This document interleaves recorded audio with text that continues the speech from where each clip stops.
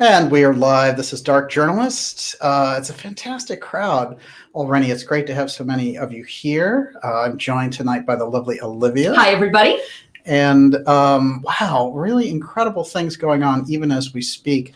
I was just notified that Trump was eliminating people from his cabinet who were involved in the administration involved with giving information to the Senate about the impeachment charade that they dragged us through for how many months? And Pelosi made no history.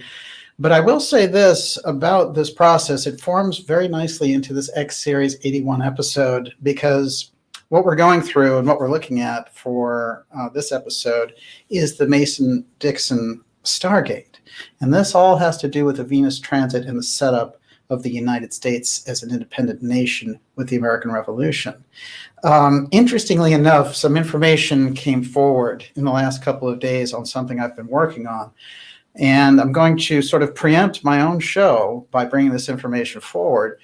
And this is very important because it pertains to the 2020 election. And it's something I want to call the Hail Mary pass, which is something that deep elements within this establishment have decided to move forward with in relation to removing President Trump and supplying a viable option. We've already seen the dismal field of political players that are out there on this one, and we saw the horrible debacle of Iowa, which Peggy Noonan, I have to say, in the Wall Street Journal, did a fantastic article on what makes the Democrats look so terrible right now. And Nancy Pelosi ripping up the State of the Union script, and of course this incredible debacle with impeachment, and then the Iowa caucus being rigged by some app company, and supposedly Pete Buttigieg, whatever you want to say.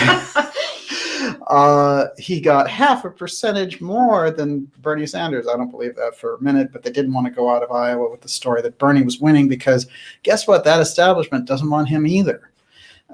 So we've got a very interesting situation. It's going to play and parlay deeply into tonight's episode. These things actually move together, and I thought initially when I was doing this, I said, well, I'm working on this whole issue. This other information's coming in. What should I do with it? Should I save it? And then I realized it has to get out immediately. But then midway in that process, I realized this is very related to everything we're going to talk about tonight. So they're going to fit hand in glove, as it were. So we're going to go deep, deep, deep on the politics side. And of course, in the second half of the program, we're going to be taking your questions, and Miss Olivia will be taking all those. They're going to be in caps, and we're going to really try to hit home on this episode, so keep it focused on the X series. And I will tell you, there's so much X steganography going on in the popular media, which is very strange whenever we see that, because 2 years ago when we started the X series, it just wasn't there. It was just starting to be rolled out. So there's the timeline for you. Yes. Jay Mallet was asking, what is a Hail Mary pass? Could you describe that? Hail Mary pass is when you're pretty much losing in a game, and the quarterback decides, well, there's only basically a minute left on the clock. There's no way that we can win unless we get a touchdown. What I'm going to do, even though we're on our own 20-yard line, is throw the ball all the way downfield and into the other guy's end zone, and you're going to have to run there and catch it. And we've seen this. This has worked. I mean, it's rare, but the Hail Mary is very important in football lore, and it's going to really apply for those who are trying to remove Trump, because I watched Dick Morris, who is a big political consultant for many years for all of these guys, and his opinion was that the 2016 election had finally ended a few days ago at the end of impeachment, and that it was a 3.5-year process for that election to be ratified. And I agree with that. There's been so much pushing and pulling, regardless of what side of the political aisle that you fall on. The amount of disruption in the government trying to pull each other down, and in this case, CIA whistleblowers trying to pull Trump down, was not a very pretty picture. And then Trump giving them, fodder by doing other things like assassinating officials in the Iranian regime based on the advice of people like Mike Pompeo, the former CIA director. There's a lot of things going on that need to be cleaned up. But in any case, the impeachment was a farce on the Democratic side, and they knew it, but they pushed it anyway. Now what they're up to is interesting because this is not just the Democrats, although it's going to come out on the Democratic side. We're going to see with this Hail Mary pass what they're up to. So Hail Mary 2020, we're coming at you. I guess the hashtag is Hail Mary. All right, so let's get right into it. Before we do, I want to remind everyone to go to the Dark Journalist website and sign up for our newsletter. It's free, and we've been seeing incredible, and I mean incredible things like Zero Hedge thrown off Twitter. Did they ever put them back on? I don't think they did. They're permanently banned. It's absurd. This is what you get when you buck the system. And in this case with Zero Hedge, their reporting really was not the kind of thing that they didn't deserve it. The powers that be wanted to be seeing on these platforms, and they had such a voice with it, and their work is well enough researched that Twitter was just like, we won't take any chances with this election. So when you go to the Dark Journalist website, just go right to the newsletter link and make sure that you're signed up, because if they decide to pull a Zero Hedge, or if you've been Zero Hedged, then make sure that you have that pipeline directly with us so we can get through directly into your inbox, and we'll send that to you about once a week. It's not exactly, there's no marketing associated with it. It's basically the show, and, you have basic links on it. And there's a lot of informative things about very, very exciting shows that we have coming up for you in 2020, and also some incredible events that are just on the horizon. We're just going to be able to give details out to, and guess what? Those who are on the newsletter get those details first. So that's very important. So with all that in mind, I want to say we're doing this episode that includes Moon Township and all this information about a Stargate. Moon Township is a place in Pennsylvania that came up on my radar in an unusual fashion when I was doing research on Nixon's kind of extracurricular activity around the UFO file. And I found out that the impeachment process had rifled through to a certain point. And then Nixon, when he resigned, there was this little lag in between when Ford took over, and there was negotiation that took place. And then Ford announced on September 8th that he was pardoning. He was giving a full pardon for any crimes done in office to Richard Nixon. Not just Watergate, the whole kit and caboodle. That struck me as interesting. I've always known it, but I wondered about the circumstances of the actual pardon. And the pardon, of course, took down Ford in the 1976 election, and that's how you get Jimmy Carter, because the nation was very upset that Nixon got a pardon and never went to trial. And there were some other trials he was supposed to be part of, but he had things like phlebitis, and he wasn't able to testify. It was really quite interesting the way they kept him out of court. Nobody wanted him in there spilling the U.S. secrets. Now, what's fascinating about this is the pardon was given on September 8th, and the first event after this pardon of Nixon by Ford was in a little elementary school in Moon Township, Pennsylvania. Now, I know a lot about I've studied a lot about political imagery and what you need to do to project yourself after a big event happens. So if you've just made a major policy decision, or in this case, just pardoned the president, the optics are going to be very important. So the fact that they chose Moon Township was quite significant to me. Then all the histories about that elementary school, that it was a bomb shelter, that it had this bicentennial time capsule, and we knew so much about Nixon and this whole theme about him putting away these messages for future generations. All that started to bother me, and that's what opened up Moon. And here we are heading into, I guess we're into a supermoon this weekend on Sunday. We've got a full moon. So we're very timely on the moon side, as it were.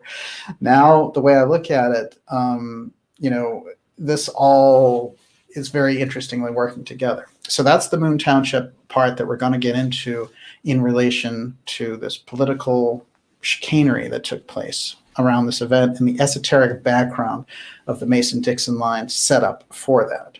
But before we go there, the Hail Mary pass, and here it comes. But before I do, Miss Olivia, what do you got? I want to hear it. Get straight to it. I wanted everyone to know what else is going on. All right. Now, there's some very interesting themes that have been coming up lately in the political process. One of them is this idea of Mitt Romney as a conciliatory figure. That is a Republican who's so anti-Trump and has the principles that he needs to go against Trump during the impeachment process. And he becomes, in fact, the only Republican senator voting for impeachment. It's quite extraordinary because the rest of his Republican colleagues naturally are going to want to turn against him for this. And some very unusual stories came up around the same time talking about how John Kerry wanted to be coming in as the nominee because he didn't want to see his party sort of gutted under the leadership of somebody like Bernie Sanders. Now, technically, he is in Biden's corner, and this is the candidate he's decided to back. So on the surface, when he got caught in this, because it was an open mic situation.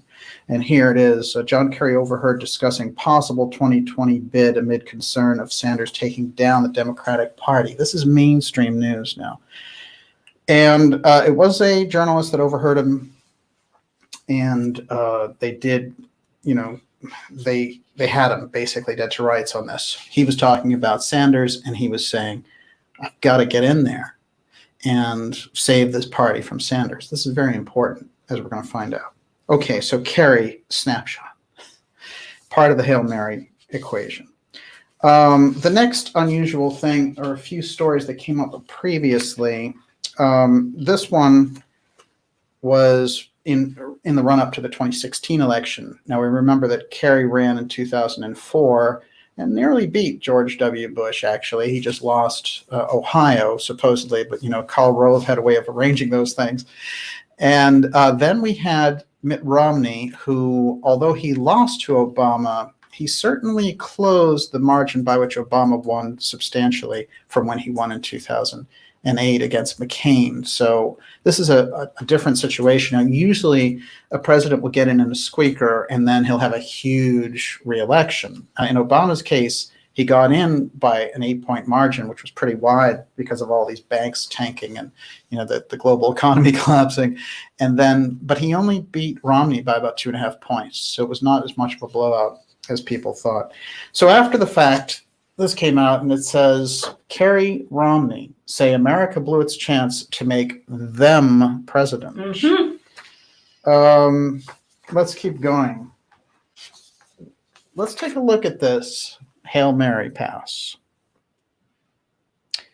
Now, we have Mitt Romney, who's a Republican senator, who, by the way, only just became a senator in 2018 from Utah. Didn't really have the position.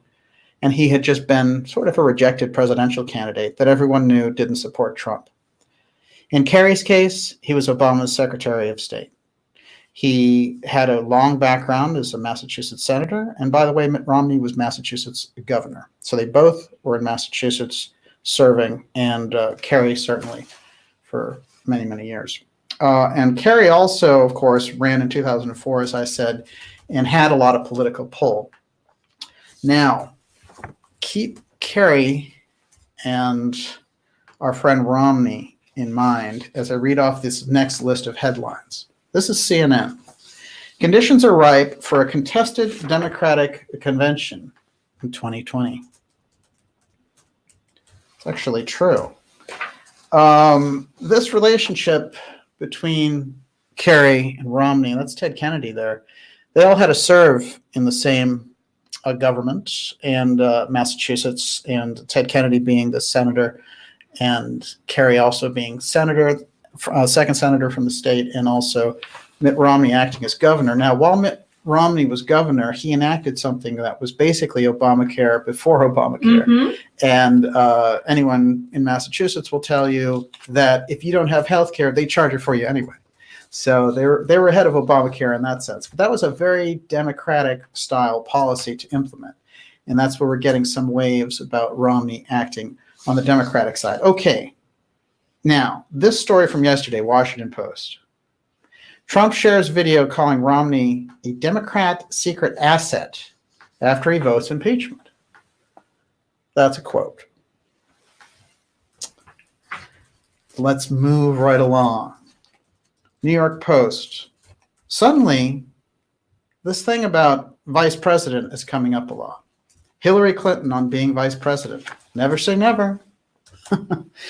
That's a lot different than saying, I want to be the first woman president. Now it's, well, I'll take the vice presidential slot. So a lot of tones are changing. Romney is making this big play as the only Republican senator against Trump's, and he's trying to kind of bring on the impeachment thing, even though he knows that impeachment is not going to go through. And so he risks all that support on the Republican side. Why? Just to look good for a few weeks to the pundits? That doesn't make any sense. However, if they're planning a unity ticket behind the scenes of Republican Mitt Romney and Democrat John Kerry to replace the flailing, awful Iowa caucus blowout disaster, Buttigieg, Warren, what's the other guy? This mess is, there's no way to clean it up except with a Hail Mary pass. This is the Hail Mary pass that's in play. Now, interestingly enough, sorry. The other piece. Hold on, I want that. The Okay. other piece that strings together with all that is Kerry overheard discussing that he wants to run in 2020 to save the party. Okay, go. Karen Carpenter says Kerry went to Antarctica. That's true. Right. He did. Yes. Let's He not went there. forget. Buzz Aldrin went there. Mhm. The equivalent of the Russian Pope went there. And this was very interesting, too, because when that started to happen, Joseph Farrell was doing the first blogs tracking this. And, secretly, everyone follows those blogs who's in the alternative community. And then you see all the stories ricocheting off of Farrell's work. I've seen it for years. And in this case, I'll tell you, it was quite amazing because as soon as he did it, then the Wilcox and the Blue Chickens were like, Antarctica, they're doing all this stuff. And they were borrowing lines almost directly plagiarized and transplanted off of Farrell's blogs on Giza Death Star. But it was very interesting to point out that all they had to do really was cite him because, of course, you can use the material, just cite where it comes from. You learn that in elementary school. So, but it is interesting in relation to Antarctica because we have something there where all these people had to show up. And the fact that they wanted Buzz Aldrin there is unusual because, of course, Buzz Aldrin, his only real expertise, if you think about it, in relation to something major at Antarctica would be in relation to space. So this came up quite unusually. But let's keep going with the Hail Mary Pass. So the Hail Mary Pass consists of a unity ticket, which would be John Kerry, the former Secretary of State, and Mitt Romney, former governor of Massachusetts and presidential candidate in 2012. Now, let's look a little bit at how the vice president part weighs out. The last unity ticket of its type was Abraham Lincoln and Andrew Johnson, and this was during the Civil War. Interestingly enough, a lot of people don't put these things together, that Lincoln was a Republican. So, a lot of the policies associated with freeing the slaves and all this kind of stuff you associate with Democrats because they're supposed to be deep on the civil rights side. Well, they were the real oppressors in that period of the black culture, and they were the ones who were hanging on to slavery. And it was Abraham Lincoln's Emancipation Proclamation and moving this whole process forward that freed the slaves. He made it a central tenet of his presidency. And in many ways, a lot of people think that's what got him shot. That and the fact that he printed his own money, which we know they never like. Just ask John Kennedy. Okay, now this is very interesting because I also want you to note something for later here, which is in this picture of Lincoln and Johnson, back there's a female figure in this temple. And just keep that in mind for later because I'm going to get back to that. And just remember the word Columbia. Now, interestingly enough, they created this first unity ticket and they actually changed the name of their party temporarily to the Union Party from the Republican Party. And everybody got on board with this. And the Confederates basically and all that were in deep trouble. And the Union came together and they reelected Abraham Lincoln in this process. But Lincoln had taken on this Democratic VP, and this is what set the terms, set the precedent for how this could be done. Now, let's go a little bit further. There were meetings back during Romney's run for president with Michael Bloomberg. Well, people have been wondering what Bloomberg's trying to do in this race. And if it's a brokered convention, then he wants to be one of the powered brokers. And the idea that he can come in there and work with Mitt Romney and work with John Kerry, and this will create the financing for this power ticket. I like that power ticket. The power ticket, yeah. It's a unity ticket, and it's got that, it needs that power behind it. This is just an interesting aside as I was going through Mitt Romney's candidacy. Oddly enough, on election day in 2012, I kid you not, Mitt Romney visited where? Moon Township. So you're going to spend the last day of your push for the presidency in Moon Township. We've seen it over and over again. These people go to a great deal of time and trouble to make sure that they're seen in Moon Township, Pennsylvania. And as I started the show off with Ford and mentioned this in the last episode, he pardoned Nixon on September 8th. September 9th, where does he show up? Moon Township, which has a population of 22,000. So it's a beautiful place, but it's a small place. So what are they doing there? Let's keep trekking. These are the people who were in that Iowa debacle. And we know that Biden has, according to anybody's prognostication, just screwed up, and he shouldn't be on the stage. So if Kerry's backing him, Kerry is in fact the Biden replacement for this. We've got Buttigieg, acting as the moderate in this case, and he's the one who can get all the money. He's got the national security connections, but he's a 38-year-old mayor of a small town. Mm-hmm. Let's get real. And then you have Bernie Sanders, who has genuine followers, genuine mover and a shaker. They took the election away from him in 2016, and they tried it just recently in Iowa. But Sanders also is older, 78, and he recently had a heart attack. So how viable is he in this setup? And regardless of what side of the political aisle you fall on, or what you think of Sanders, if you think he's great, or if you think he's a real criminal, I would say the fact is that he has the followers going in, but that establishment does not want Sanders around the Democratic Party. So what do? They go for a Hail Mary pass because this situation has not been working out. And Warren, who they may have been looking at, scrutinizing, seeing if she can do anything, let them down in Iowa as well. And, she's not the kind of candidate you want. She's not a leader candidate. She may be smart. She may be able to do things behind the scenes, but she's not, it's funny because on SNL and all that, right? They can't even figure out how to make fun of her because there's no real personality there. And that's a tricky thing when you're a leader. You need something that people can lock into. In this case, they're in a real mess. Now, let's go a little bit further and figure out how and where and why this Hail Mary was cooked up. Found something very, very interesting. I'm going to read this straight off. Here is the actual headline. This is the Washington Post. This will go back to 2018.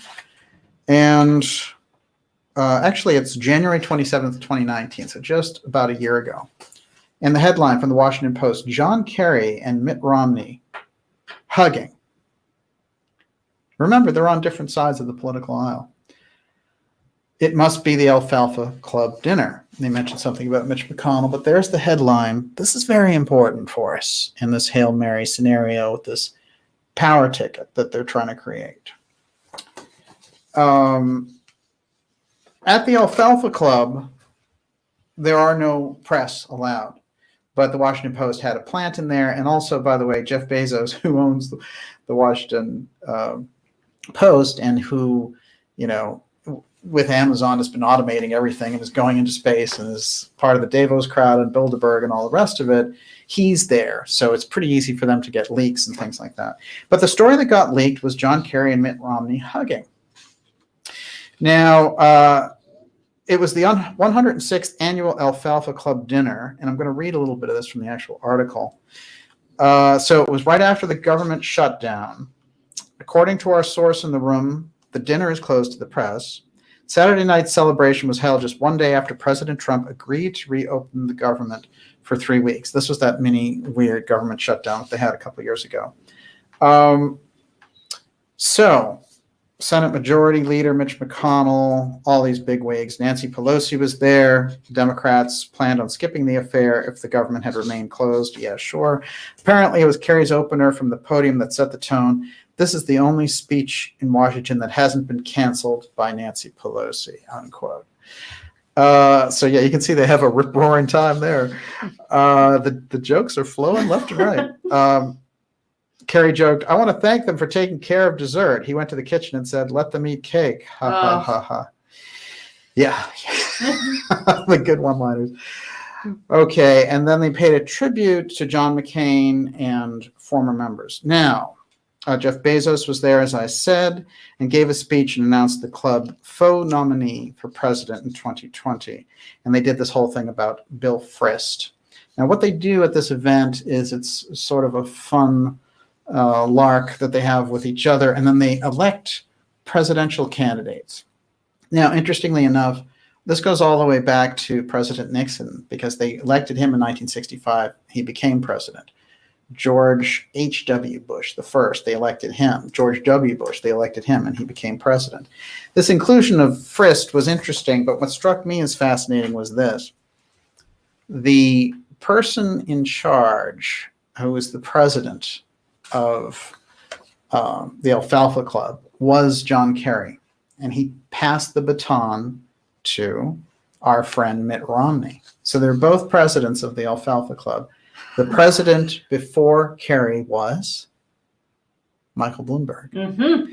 So all three of our players for this unity ticket, the power ticket, the Hail Mary pass, were all there in this setup, and they were ready to roll.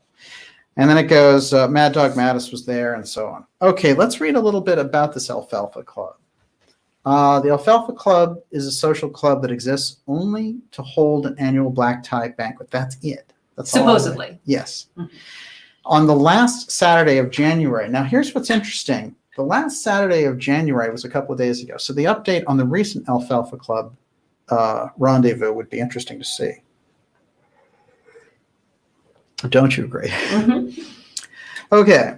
The banquet, which lasts 4 hours, features music by the United States Marine Band, so on and so forth. Several presidents of the United States have been members of the club. The press is not allowed to attend the banquet, as I said. The club was named in reference to the alfalfa plant's supposed willingness to do anything for a drink. Yeah, somehow I don't think that's what it is. There's something interesting about that alfalfa name. If in attendance, the President of the United States is usually asked to deliver remarks at the banquet. President George W. Bush spoke at the banquet each year of his presidency. The Alfalfa Club was one of only 3 clubs that his father, George H.W. Bush, was a member of as president. President Obama attended and spoke at the banquet in 2009 and in 2012.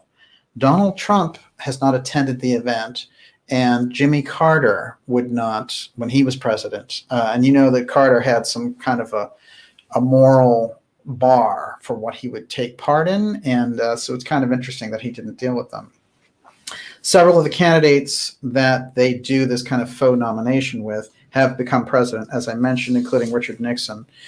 But Ronald Reagan was one I skipped there. So they elected him in 74, and he became president in 80. We know he ran in 76 and just about became president, but it was President Ford who overtook him just by a few votes, and then the whole place wanted Reagan.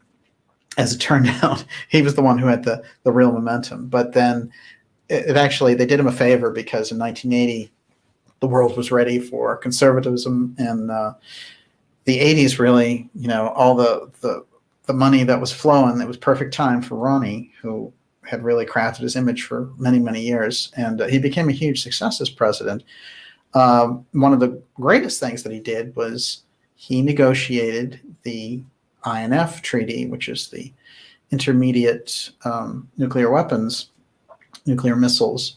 And all those intermediate ICBMs were cut by both sides for the first time since the Cold War had started. So that is the treaty that President Trump recently got us out of, because someone in that military-industrial complex put it in his ear that if we could make all these new nuclear weapons, there's all this markets that could flow and all the rest of it. It's a terrible idea. There's a reason Gorbachev and Reagan negotiated the reductions, because having nuclear stockpiles is incredibly dangerous. And so the idea of turning on a new nuclear arms race is a disaster. So keep that in mind. So now, during the 2012 dinner, Occupy DC protested the banquet. I thought that was interesting.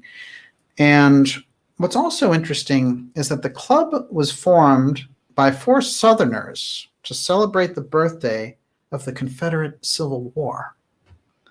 General Robert E. Lee, Civil War general. It only began admitting blacks in 1974. So this is a very un-PC place to be seen, oddly enough. But Obama, as the president, was there. How powerful are these people that you don't even care about the optics? Very interesting. So that gives us some insight into what is happening. Now, I'm going to go back in time to find us a precedent for a Hail Mary. And this one, they've never done this unity ticket, but something very interesting took place in 1968. This was the crucial election, which is going to give us a reminder for 2020. Everyone, you're watching the Dark Journalist Show. We're already going deep now in X Series episode 81. This episode is actually about Moon Township and the Mason-Dixon Stargate. There's a huge UFO file factor involved in this one, along with alternative energy. But we're opening up here with the 2020 election and the esoteric elements that are going to play into this. And it's good because in relation to the Mason-Dixon part, I think most people understand the Mason-Dixon as basically these guys on an expedition and, surveyors. But they were master astronomers from England, and Dixon's family would become and had a great history in archaeology. And this is really who they were, and definitely connected with secret societies and mystery schools on both sides of the Atlantic. In fact, Dixon, as I pointed out last week, Dixon's great-grandsons would be the ones in there in the Queen's chamber finding those secret shafts. And I pointed out in the last episode, they had something that was missing from their expedition, which was about the size of this piece of wood. And this was a cedar wand that was found inside the pyramid. And if we had our hands on that, and people like Robert Bivall and Graham Hancock have talked about this, it would be easy to take that piece of wood and do carbon dating on it, so you'd get an actual date for the pyramid. There's a reason that artifact has disappeared, and it's among something known as the Dixon relics, and we're going to get to that. But I want to remind everyone to go to darkjournalist.com and sign up for our newsletter. You're going to get it every Friday, telling you what shows and incredible guests we have coming up. There is fast-breaking news on a number of subjects, and that's the best way to get it. We're on Facebook and Twitter, and of course with YouTube.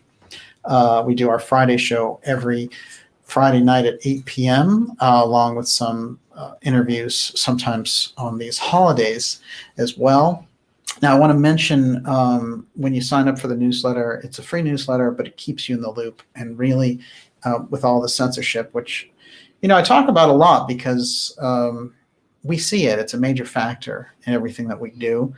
And to be facing that when, it's like shutting down your transmitter in a sense, that they have the ability to do that, we need to develop alternate channels. I'm going to stay with the platforms until they really, just turn completely. But, and I'll reach as many people with the information we have. I think I always say this to Olivia, but and everyone knows this about me. I'd broadcast. If it came down to it, I'd broadcast on an iPhone, and nobody's surprised about that. But it is serious in this sense. So I would say that's the best way to do it. So take that extra minute to go ahead and sign up for the newsletter. All right, a couple of other interesting moon bits before we get to 1968, which is a crucial year. But this is interesting. This is in Moon Township now, back when Trump was closing the presidency. And it says, Trump slams GOP holdouts, targets sad case Romney. And it's interesting, again, we're in Moon Township. It seems like no one can get away from Moon Township when you're on the campaign trail, although it's this tiny town in Pennsylvania with obviously incredible pull. How many people live there? Well, the population's 22,000. I actually 22,000. I've got some basic points on it here. It's a township along the Ohio River. This is the southwestern corner of Pennsylvania. And what's interesting, I'm going to bring in later tonight, it's about an hour away from Kecksburg, where the kind of Roswell of Pennsylvania happened in 1965. So we'll go for this a little bit deeper. It's only 12 miles northwest of Pittsburgh. So really that's the Pittsburgh metro area right there.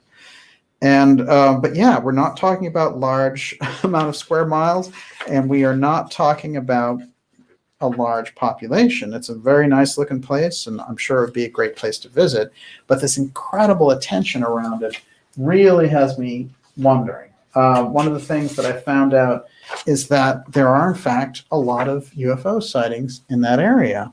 I am nominating Moon Township based on the things that I'm finding as a kind of East Coast version of Area 51. And I'm going to point out why, certainly on a different scale. But there's a lot of things going on in this area of Western Pennsylvania. And I think that we need to kind of get a handle on what's happening there. One of the things that's replete throughout Moon Township is exteganography. And this is the actual, that's not Photoshop, everyone. That's the airport. The airport is, emblazoned with the symbol of exteganography. Now, on this show, we study exteganography in a way that is, we're able to track it. And so the whole foundation of the exteganography on the show is that there have been a number of programs that we've tracked that used this moniker of X, that were engaged with X technology. And they were able to move these programs through the government without sharing all the deeper information about them by adopting the X. So things like the X-15, for example, all these X planes that were faster in the 60s in terms of manned space flight, they actually, for space planes, they set the records. They still hold the records, even though they were done in the early 1960s. How does that work? Just like, we had a moon program that went to the moon in 69, and then here we are 50 years later saying, hey, we're going back to hit that moon target. It doesn't make any sense if you really think about it. I mean, what happened to the 50 years of development in between? And that's where you get to the secret space program. So we have to think about these things and how they're under development and where they are developed. So the amount of exteganography this airport in Moon Township really speaks volumes about what's going on there. Now, what's interesting is some very plugged-in viewer sent me something about a military contractor out there who deals with the aerospace industry and power, alternative power. They do things like solar engines and things like that. That's the ESS headquarters there. Eaton ESS is the company. And, I'm not saying they're engaged in anything nefarious. I'm just saying in this alternative world, using the exteganography to signal each other, you're just right in the heart of it. It's like the airport. I mean, there are many, many reasons for people going in that airport every day that have nothing to do with the subjects that we're covering. However, the thrust of the work of the process needs the exteganography to signal that they're involved in this project somehow. Here, Yes. bring up that picture again, the blue with the airport. Yes. They're saying it looks like Skull and Bones, like a. It's Yeah. very true. That's very It's really true, true. actually. It's a remarkable shot. Now, John Laundrie says, why would a town of 22,000 have its own airport? Well, it's the Pittsburgh International Airport, Ah. and so it was a good place to place it. But here's the thing. There are tons of military projects there. So the town is largely military. And there are many contractors and all the rest of it. In my opinion, it's really now become a kind of a support town. But I'll read the stats on Moon, so we're all on the same page with it. And my thing with Moon again is it's not a sinister place, but I think that the secrecy around the military projects there are going to help us get a handle on the things that have happened in relation to development of this X technology, and they certainly have played a role.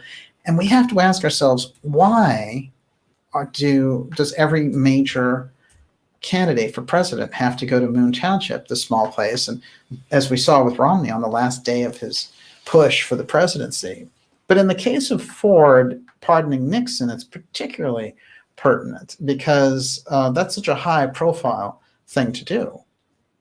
And if you really think about it, you're going to know the optics will follow you forever. There's no way out of those optics. Whatever you did that day is going to be recorded in history. And what did he decide to do? And I have the pictures here. I did show them last week, but I'll flash those again. He decided to show up at this little township at an elementary school, which was well known back in the Cold War days as a bomb shelter, that had a bicentennial time capsule. Now, we know that Nixon dealt his way out of prison. And now we start to wonder, with his 2 terms as VP and then his 6 years as president, the things that he was able to deal with. And when we think of some of the kind of stories that we've tracked, like Robert Merritt's story of Nixon's time capsule and his connection with alternative energy in the UFO file, a lot of it makes sense. I'll tell you, another thing in relation to Nixon, which I think is important, is it's not just Merritt that brings him in on the UFO side. We know that a number, for one thing, he was sponsoring a UFO disclosure documentary by Bob Emenegger, which eventually came out. It came out as UFOs Past and Present, largely diluted. But that started inside the Nixon White House directly from his aides. So this was a program he was engaged in for many years. Whistleblowers, some of the good whistleblowers now that have talked to people like Linda Moulton Howe, and some of the like Cooper Cantwell documents in MJ-12, those speak about his role in the 50s being as part of the development aspect around the UFO file and something called CIA Blue Book. We have Project Blue Book for the suckers, right? That's the Air Force pretending to go through the motions to show us what they want to show us. And they try to blow it off with so many things. Even people inside Blue Book came out. They have this series now on the History Channel. Did they renew that? Is there another one? Project Blue Book? Yeah, I believe so. Mm-hmm. It is. That's Hynek that they have there as the main character. And he's played by Littlefinger. What is that guy's name? He's your favorite. I can't remember. Aidan Gillen. Yes. Yes, I love him. It's quite interesting because that whole setup is because, really Hynek was the person who got together with Spielberg and, pushed that whole Close Encounters of the Third Kind. So by 1977, there was a certain type of UFO disclosure that was ready, and it was based around this bicentennial, which I bring in from time to time, but I think it's important. The bicentennial in 76 was something where Nixon was supposed to have been president still, because the Watergate thing is what derailed this whole process. So we missed one portion, but there were leftover aspects like Close Encounters, and like Jimmy Carter, he had seen a UFO and made a report as governor of Georgia. And it's kind of, that's a kind of heightened sense when they talk now about, the New York Times, and we have this terrible gun footage. And we have Lou Elizondo, who ran this program, except he didn't. So all these types of things come into play. And I think when we look back there, though, it is important on the main point, which is that Nixon had a traceable history. Even the Jackie Gleason story about him stealing away to Andrews Air Force Base with Jackie Gleason to show him this stuff. This, for me, is more, there's more and more of it. That's his ex-wife telling the story. It's not some random story. She had the background to know the details of it. So I think we have to look at Nixon as somebody who really understood the UFO aspect and wanted to be that disclosure president. And he was close to doing it at the time. So it plays into this story. Now, let's go to 1968. And before we do, Miss Olivia, how are we doing over there? David Tormina wanted to add, DJ, the new work being done at the Pittsburgh airport is being done by the same group who did the Denver airport. Oh, that's great. Are those underground tunnels connecting secret bases hidden under airports? I wouldn't doubt it for a minute. Absolutely. It's very interesting. Well, it's interesting because I think what we have with Moon is an anomaly. And we're going to track into more about even the setup of Moon as a township and how it was originally called Moon 1 and Moon 2. It gives us a lot of thought. I do want to say about David Termina on Twitter, though. He does a lot of open source studies around this, and that's very interesting stuff. So to just have that open source stuff out there, nice job. All right, 1968. Here's what's happening. LBJ, who took over from JFK after he was assassinated, and the whole CIA mess that took place there. When he was removed, Johnson was waiting in the wings, and he was willing to kind of, according to a number of sources now, to take part in this fashion, which is he knew it was going to happen, and he had set up to be part of it. Now, people like E. Howard Hunt, who was in the CIA, went back and said that Johnson had worked with corrupt elements in the CIA. Now, however you want to see Johnson, the fact is, it's on record that when Kennedy was assassinated, he was about to be put on trial himself because of the things that they had found. His business partner had, in fact, been sentenced to jail, and now another business partner, and that was Billy Celestes. Mm-hmm. And then another business partner was now hanging by a thread, and he was also getting ready for tax evasion situation. And basically, LBJ was involved with a lot of very dark business dealings. And the Kennedys were going to take him off the ticket because he was going to become a huge liability. And they had been basically blackmailed into putting him on the ticket because J. Edgar Hoover had gone to bat for him. But now he was going to be such a huge liability. And in fact, there was a hearing going on just as Kennedy was assassinated in Dallas that was on the corruption of LBJ. So we know that this was going on, and there were a lot of things about it. As a matter of fact, the day before Kennedy was shot, Richard Nixon had come out and talked to a Dallas newspaper and said that he knew for a fact that LBJ was being dumped for the ticket in 64. So that gives you some idea of the atmosphere. So LBJ participating in this or covering it up, however you want to see him, he did it to save his political neck in that sense. And Bobby Kennedy, being very aware of the tensions between JFK and LBJ, he was very suspicious of LBJ. They had a terrible relationship, and RFK had spent the majority of his time as senator of New York trying to do something to change the policies of LBJ in relation to Vietnam, while realizing he had basically usurped the throne. But he played it kind of loyal. He didn't really turn against him in public so much. And when we look at 1968, it's really interesting because the year starts out and everyone expects it's going to be LBJ as the nominee. But a lot of strange twists and turns along the way.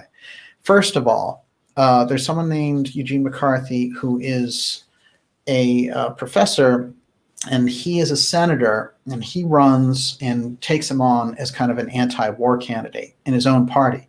Now, taking on your own president in a primary is a big deal.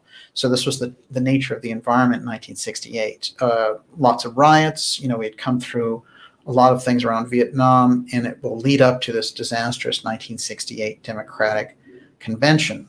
Now, what happens that I think is so fascinating is that in that New Hampshire primary, McCarthy nearly beats LBJ. McCarthy is basically out of nowhere senator. You know, he has no real background or reputation. I mean, he's a senator. He is a smart guy, but he has no name recognition. The fact that he could almost beat him means that there was a weakness there. And RFK, who had gone on the record over and over again saying, I'm not going to take on LBJ in 68, suddenly decides, snap, I'm going to do it. And so it's mid-March, and he decides, with no campaign set up, with nothing, that he's getting into this race. And he's going to take on LBJ. And everyone knows that McCarthy can't really beat LBJ, but he's shown the weakness, and that's enough for RFK. So that's like waving the red flag. What happens, however, is that LBJ pulls the most unusual move, which is he says, I'm not going to run for re-election, which in politics basically never happens. I mean, these guys run for re-election. That's just the way it goes. To say you're not going to run for a second term is remarkable. Is it completely unprecedented? Yes. Mm-hmm. I mean, there have been for reasons of illness or whatever, but, you know, just look to modern history. You know, have any of these guys never run for a second term?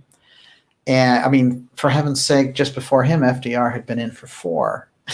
And that's why they changed the rule and made it possible so you could only do 2. So we're getting into an environment here where LBJ pulls out on March 30th. Now, a strange thing happened in relation to all this, and it was that Nelson Rockefeller, who was the governor of New York, decided, I'm not going to run either. Which is very weird because he was the front runner on the Republican side. So now we have the front runner on the Democrat side, LBJ, pulls down his flag, and then Nelson Rockefeller says, well, I'm also getting out. So now the field's wide open. And RFK is picking up primary wins. And there's still a little bit of people who said, well, you know, he got in late. Let's stick with McCarthy. But mostly people know it's just an ideological thing. Like McCarthy is just going to have that sort of small contingent. So RFK is the one who can actually beat the Republican challenger. So Richard Nixon is seen as someone who can come in and win here, even though he lost in 1960 and then he lost in a run for governor in 62, which was humiliating because after all, he had been VP for 8 years. One of the guys who was running back there was Mitt Romney's dad, George Romney, also a Mormon, which presented some issues. And when we look at Romney in 68, there's a lot of very unusual things. That is, they are basically running Michigan. And he is, you know, as the governor of Michigan, and then his wife is attempting to run as the senator from Michigan in 1970. And a woman running for senator, that's pretty impressive. So there's a lot with the machine around the Romneys. Also, he was born in Mexico because his family had fled because of the Mormon polygamy, and they had been driven off by authorities way back. So it was a lot of very unusual things going on there. But keep Romney in mind, and then I'm going to try to frame 68 and the kind of wild card aspects in with 2020. This is how we're going to connect this, and then deep into Moon Township we go. All right. So along the way, Bobby Kennedy is picking up steam, and in fact, Bobby Kennedy is running an incredible campaign. In just a few months, he's picking up wins, and the big challenge is California because he has not had put together the kind of ground game and campaign volunteers and all the rest of it. Everybody comes out and helps him, and he wins and by a good margin, and he becomes the leading candidate for the Democratic nomination after just getting into the race a couple of months previous. Now, there are people waiting in the wings like Hubert Humphrey, who is LBJ's VP, but this guy didn't have a lot of style or grace and wasn't really going to be able to pull it off. So it was going to be RFK's game. So he waltzed into the Ambassador Hotel, he does his acceptance speech, and then he's shot. Now, there's so many things around him getting shot. Some of the more important revelations around it is that his son, RFK Jr., has now gone on the record saying that the official story doesn't hold up by any stretch of the imagination, and that Sirhan basically, the kind of mind control MK Ultra aspects around Sirhan, who didn't remember where he was or why he did it, and he had all of the notebooks at home that said RFK must die. There's a couple of interesting things I want to point out. That there were wiretaps on MLK's phone from late March by the FBI that showed that he was throwing his support to RFK, which is a big deal because it was going to mean he was going to get all of that black leadership votes, which were going to really help him secure the nomination and the presidency. The other rumor that was being tossed around is that RFK was going to select MLK as his running mate, which would have been absolutely stunning. So the first rumor we can substantiate for sure. The second one is something that they were talking about. And it seems to me that just the threat of those two together unifying the country was too much. So that gives us some hint of why LBJ and Rockefeller both got out of this race, which, for all intents and purposes, looked pretty winnable for them. Now, interestingly enough, after RFK is assassinated, oddly enough, you have to think about LBJ's position. He'd been in there and benefited from a Kennedy death to launch into the presidency. Could he really be there and pretend not to have been complicit in the assassination of another Kennedy? This is why he pulls out March 30th, in my opinion. And in terms of Rockefeller, I just think it's interesting. It's like the canary in the coal mine, that once he gets out and LBJ gets out, it's clear that something is afoot. Now, MLK will be assassinated April 4th of 1968. It will only be 2 months later that RFK is assassinated.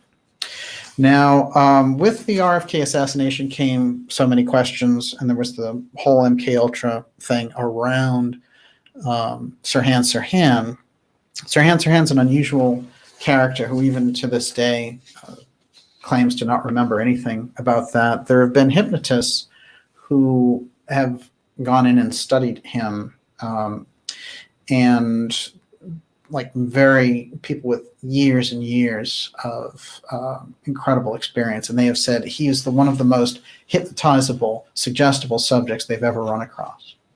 One of the examples was that he was suggested that he had incredible abilities like monkeys to swing from trees, and he started climbing the bars just from the suggestion.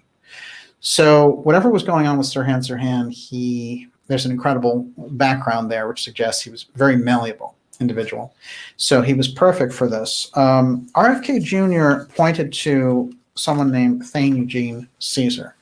And as soon as Eugene Caesar died, RFK said, he's the one who I believe assassinated my father, not Sirhan Sirhan. And he went to meet Sirhan Sirhan, very interestingly.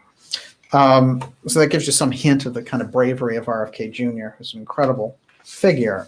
Just briefly, Thane Eugene Caesar was a security officer for Lockheed Martin, and he's a Lockheed employee, and he's playing security guard at the Ambassador Hotel when they hired out security kind of on the fly for Kennedy's visit. And Thane Eugene Caesar is a very unusual thing, which is there are a series of witnesses who saw him pull his gun. And he was the one who was directly behind Kennedy, and then the person who conducted the autopsy, who was Thomas Noguchi, who'd done all these high-profile cases, and everyone knew was just rock solid, said there's no way that Sirhan, being in front of him 5 to 7 feet, could have shot him at point-blank range in the back of the head.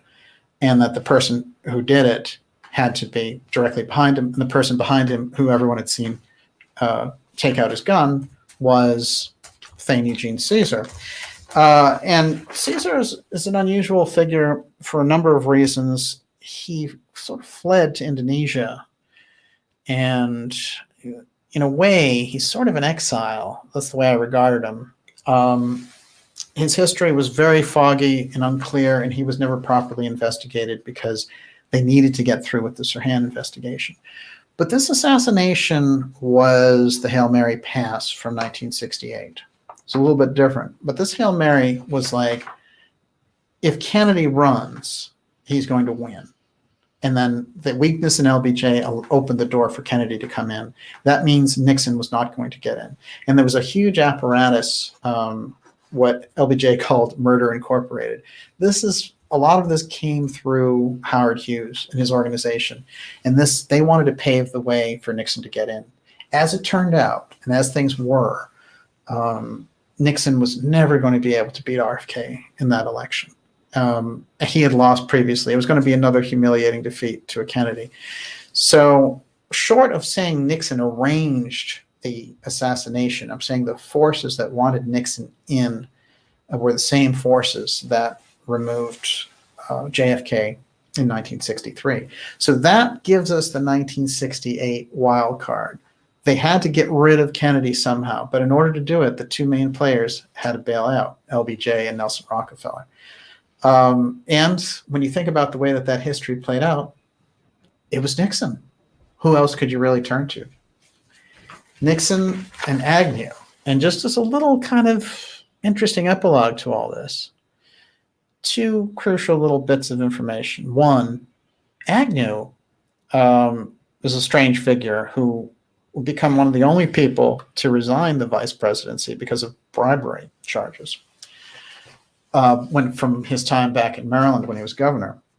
And, he's such a sinister figure that he actually makes Nixon look like Mother Teresa. But what's interesting about Agnew, and this is a fascinating book, I recommend everyone read it. First of all, he wrote a novel in 1976, which was about a VP who had problems with his president because, the Zionists, all the Zionists were in control. But I think there was a lot of code in that book. But then when he wrote his autobiography in 1980, it's very interesting because it says, "Go away or else" is the name of the book. And it's what Alexander Haig, via Nixon, went to him and said, if you don't get out, you're going to be JFK'd, you're going to be RFK'd. And this is what he went on the record with. So it's quite powerful testimony from somebody who became an outsider. Wait, repeat that. Haig went to Agnew? Haig went to Agnew. Okay. Yeah. But the word from Nixon basically was, you have to resign. Okay. But there's an apparatus inside there. And wait, Haig, this is his autobiography? It is. How come nobody paid attention to this? This is the name of the book, incredibly enough. Did it just get buried? No question. Well, he was never one who was very popular with the media anyway. Now, what's interesting, too, is that the book only gets weirder because the book was dedicated to Frank Sinatra. How do you square that?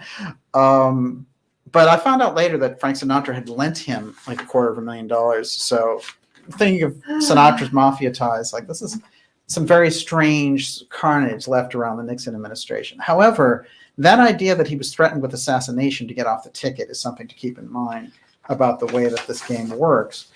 This is a picture of Nelson Rockefeller giving the middle finger. I'm going to warn everybody about that. This is something that sank Nelson Rockefeller's political career, which is a heckler got the best of him and he gave the finger. Now, Nelson Rockefeller, it's very interesting because I want you to watch this trail and how it all takes us into Moon Township. So. Oh yeah, Moon. What a detour. Well, Nixon, it's quite interesting.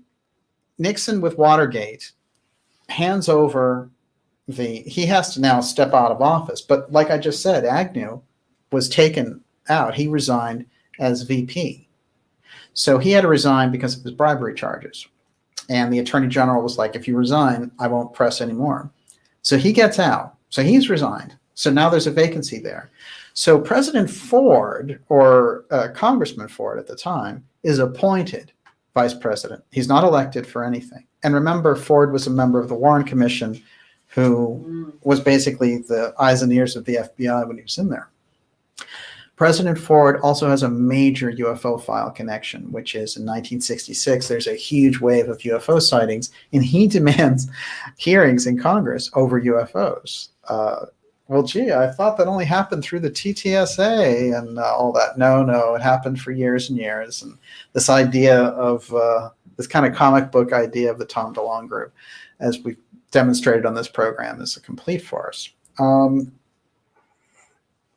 But he does, if you check the record in 1966, President Ford, then Congressman Ford, is looking for UFO hearings about these things, and he wants the Air Force to come clean on this. But he participated in the obfuscation around the Warren Commission. So he was instantly part of that machine. So he's unelected, and he gets put in as vice president. Then he goes from being vice president to selecting Nelson Rockefeller as his vice president. Nelson Rockefeller is also unelected because Ford wasn't elected. There's no time to run an election. They just have to wait till 1976 and do it. So now we have an unelected president who received no votes from anybody, was just appointed.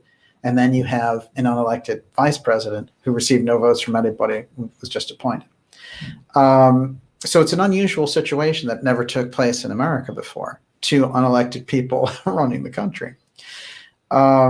Now, during this process, it's very interesting because somebody from, there are a lot of unusual assassination attempts on Ford after he pardons Nixon.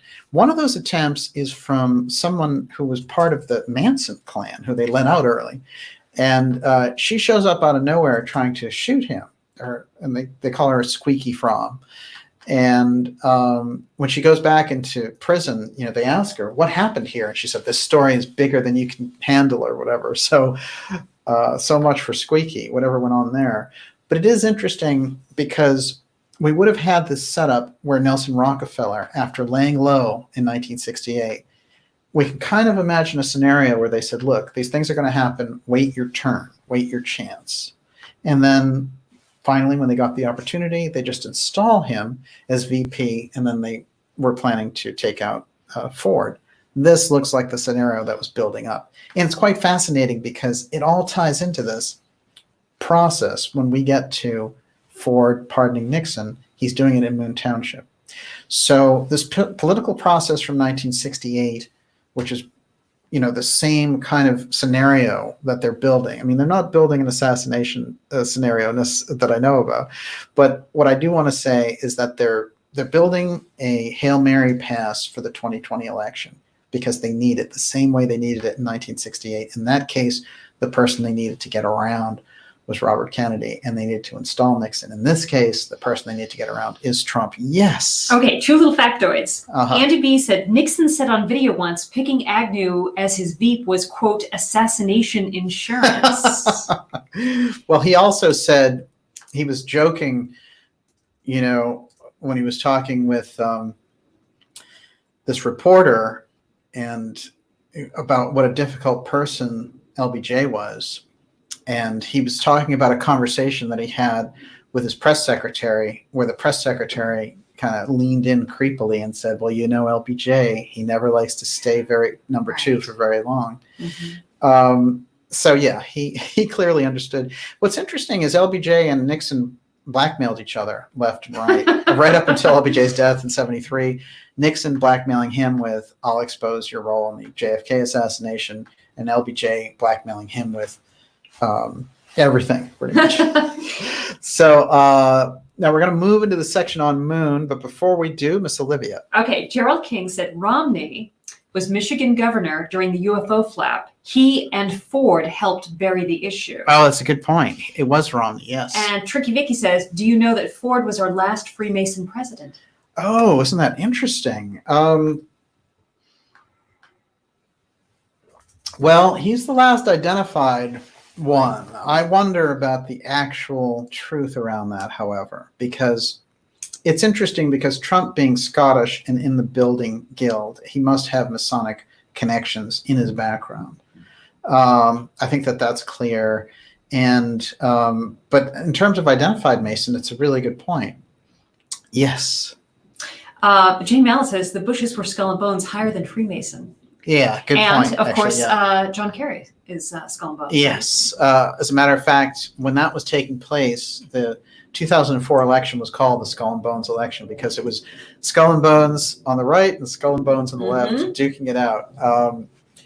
And it's pretty interesting, actually, just to kind of look into that aspect, which is in the sense that we track mystery schools in this program, Skull and Bones qualifies as a secret society, but those links, the idea that's given to us by someone like Rudolf Steiner, for example, of how the American political process was controlled at the turn of the last century, around 1900, by this, mystery school battle, basically, and how the kind of darker left-hand path mystery schools ran the political scene in America.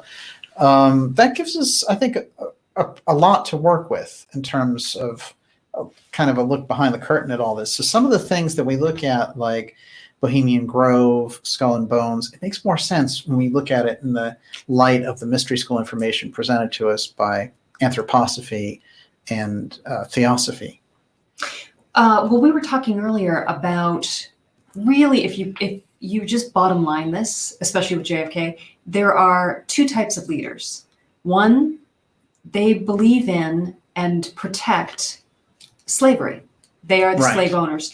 And there are those who believe in freedom and allowing what you call the plebes to express their inner divinity and their potential, their human potential. This is the thing. The Kennedys were the elite on the side saying it'll be better for everyone if we take the average citizens and, the people, the downtrodden, and we educate and uplift them. It'll make everyone better. It'll make the pie bigger. It'll work for the society. It'll move the culture forward. And the other elites were looking at the Kennedys and just saying, this is horrible. We are the elite and they are the downtrodden and we can harvest them. And the good slave is the slave that doesn't know any better. And so this was the great battle. When you really look at the Kennedys, that's who they are. They're kind of trying to, what was Kennedy's line? A rising tide lifts all boats. There it is. Someone else had it. Wayne Pig. Nicely done. But that's where they were coming from. And so this is a very dynamic point of view that they had. We also have to remember that the Kennedys, although they became incredibly wealthy through the stock market of the 20s, the roaring 20s, and all the bootlegging and all this other stuff that Joseph Kennedy did, they come from very humble roots. And so they had that connection. They understood. So when they became kind of the new money on the scene, these other people were horrified. And I think that they coped with them because they thought they could manipulate them to a certain degree. But by the time they got 3 years in, they were like, this, basically our bottom line is being destroyed. We have to get rid of those guys. And when they got rid of Kennedy, I'll tell you that getting rid of the president was one major thing. And it was a real risk on their part because there were a lot of loose ends, but it held because of the media largely and all the government agencies that covered it up. Getting rid of Robert Kennedy shows you what a Hail Mary pass this was, because Robert Kennedy, it was like another Kennedy in the line. It would open up all the questions about the assassination of President Kennedy. The fact that they had to do it and they needed the circumstances right, I think some people like LBJ just thought it's a bridge too far. I have to get out. It's going to ricochet on me. And what's interesting is that LBJ gave an interview when he left the presidency in 1969 saying, I think that the Warren Commission didn't get it right, even though they tried, and that there were other people involved with Oswald. So it was like weird games going on. And then he called the station afterwards and said, don't run that interview. But it's like out there as an insurance policy. And I included it in my documentary, Agent Oswald. That whole chapter, I think, gives us a foundation for how we're to understand it, to look at. And if we look at that period for John Kerry, this is somebody who was in Vietnam and came forward and sounded pretty much like a radical when he was giving testimony about, the evils of war. And it's kind of fascinating because he obviously had learned a lot. Now, what's interesting is Peter Dale Scott says about Kerry that he's much better out of government than he was in government, which is true. But it's funny because in the 80s, John Kerry also pointed out the drug running that the CIA did, and he ran a commission on it. And he used Professor Scott as a source. So he knows things. but he also became part of that Democratic machine. And then as Barack Obama's Secretary of State, he, a lot of those things were really, if we look at it, I think it's one thing to hold the position, but I think a lot of the things that Obama was engaged in, it's sort of a low point because Obama was such a clerk for the bankers. Mhm. All right, everyone, you're watching the Dark Journalist Show. We're deep now into episode 81. How are they doing out there, Ms. Doing Lee? great. I forgot to ask this question. Yes. Esoteric 369 Wall wanted to know, has Romney been to Antarctica? Do you know? Oh, isn't that interesting? I have not heard that Romney went there, but if he will be flying in there as soon as they announce this. You have to understand that part of the things that we opened with, it's very unusual, Romney going forward. It's not that Romney hasn't been the active opponent of Trump since before the election. And even as president. Although it's true also that Trump pushed for him to become senator of Utah and accepted, Romney accepted his support there. But the fact is, what's very unusual is that with no hope of impeachment passing, this idea that he had some incredible conscience and he had to speak his conscience, and then that CNN saying he was such a wonderful person, we've never seen anything like this. That was one of the stories I didn't get a chance to print out, but CNN praising Romney, and then Kerry saying, I'm going to run, and then in combination with Hillary saying, I'm going to be VP. There are a lot of pieces moving there that weren't active just a little while ago. So the disaster of the Democratic primary process, the candidates that came forward, and the disaster for them of Bernie Sanders getting in there as the lead man is problematic on a lot of levels. And, coming out of Iowa with that disaster and going into New Hampshire, God knows, what kind of weirdness is going to go on there. When's New Hampshire? When is it coming up? It's next week. It's next Tuesday. It's going to move fast. It is. I want to remind everyone,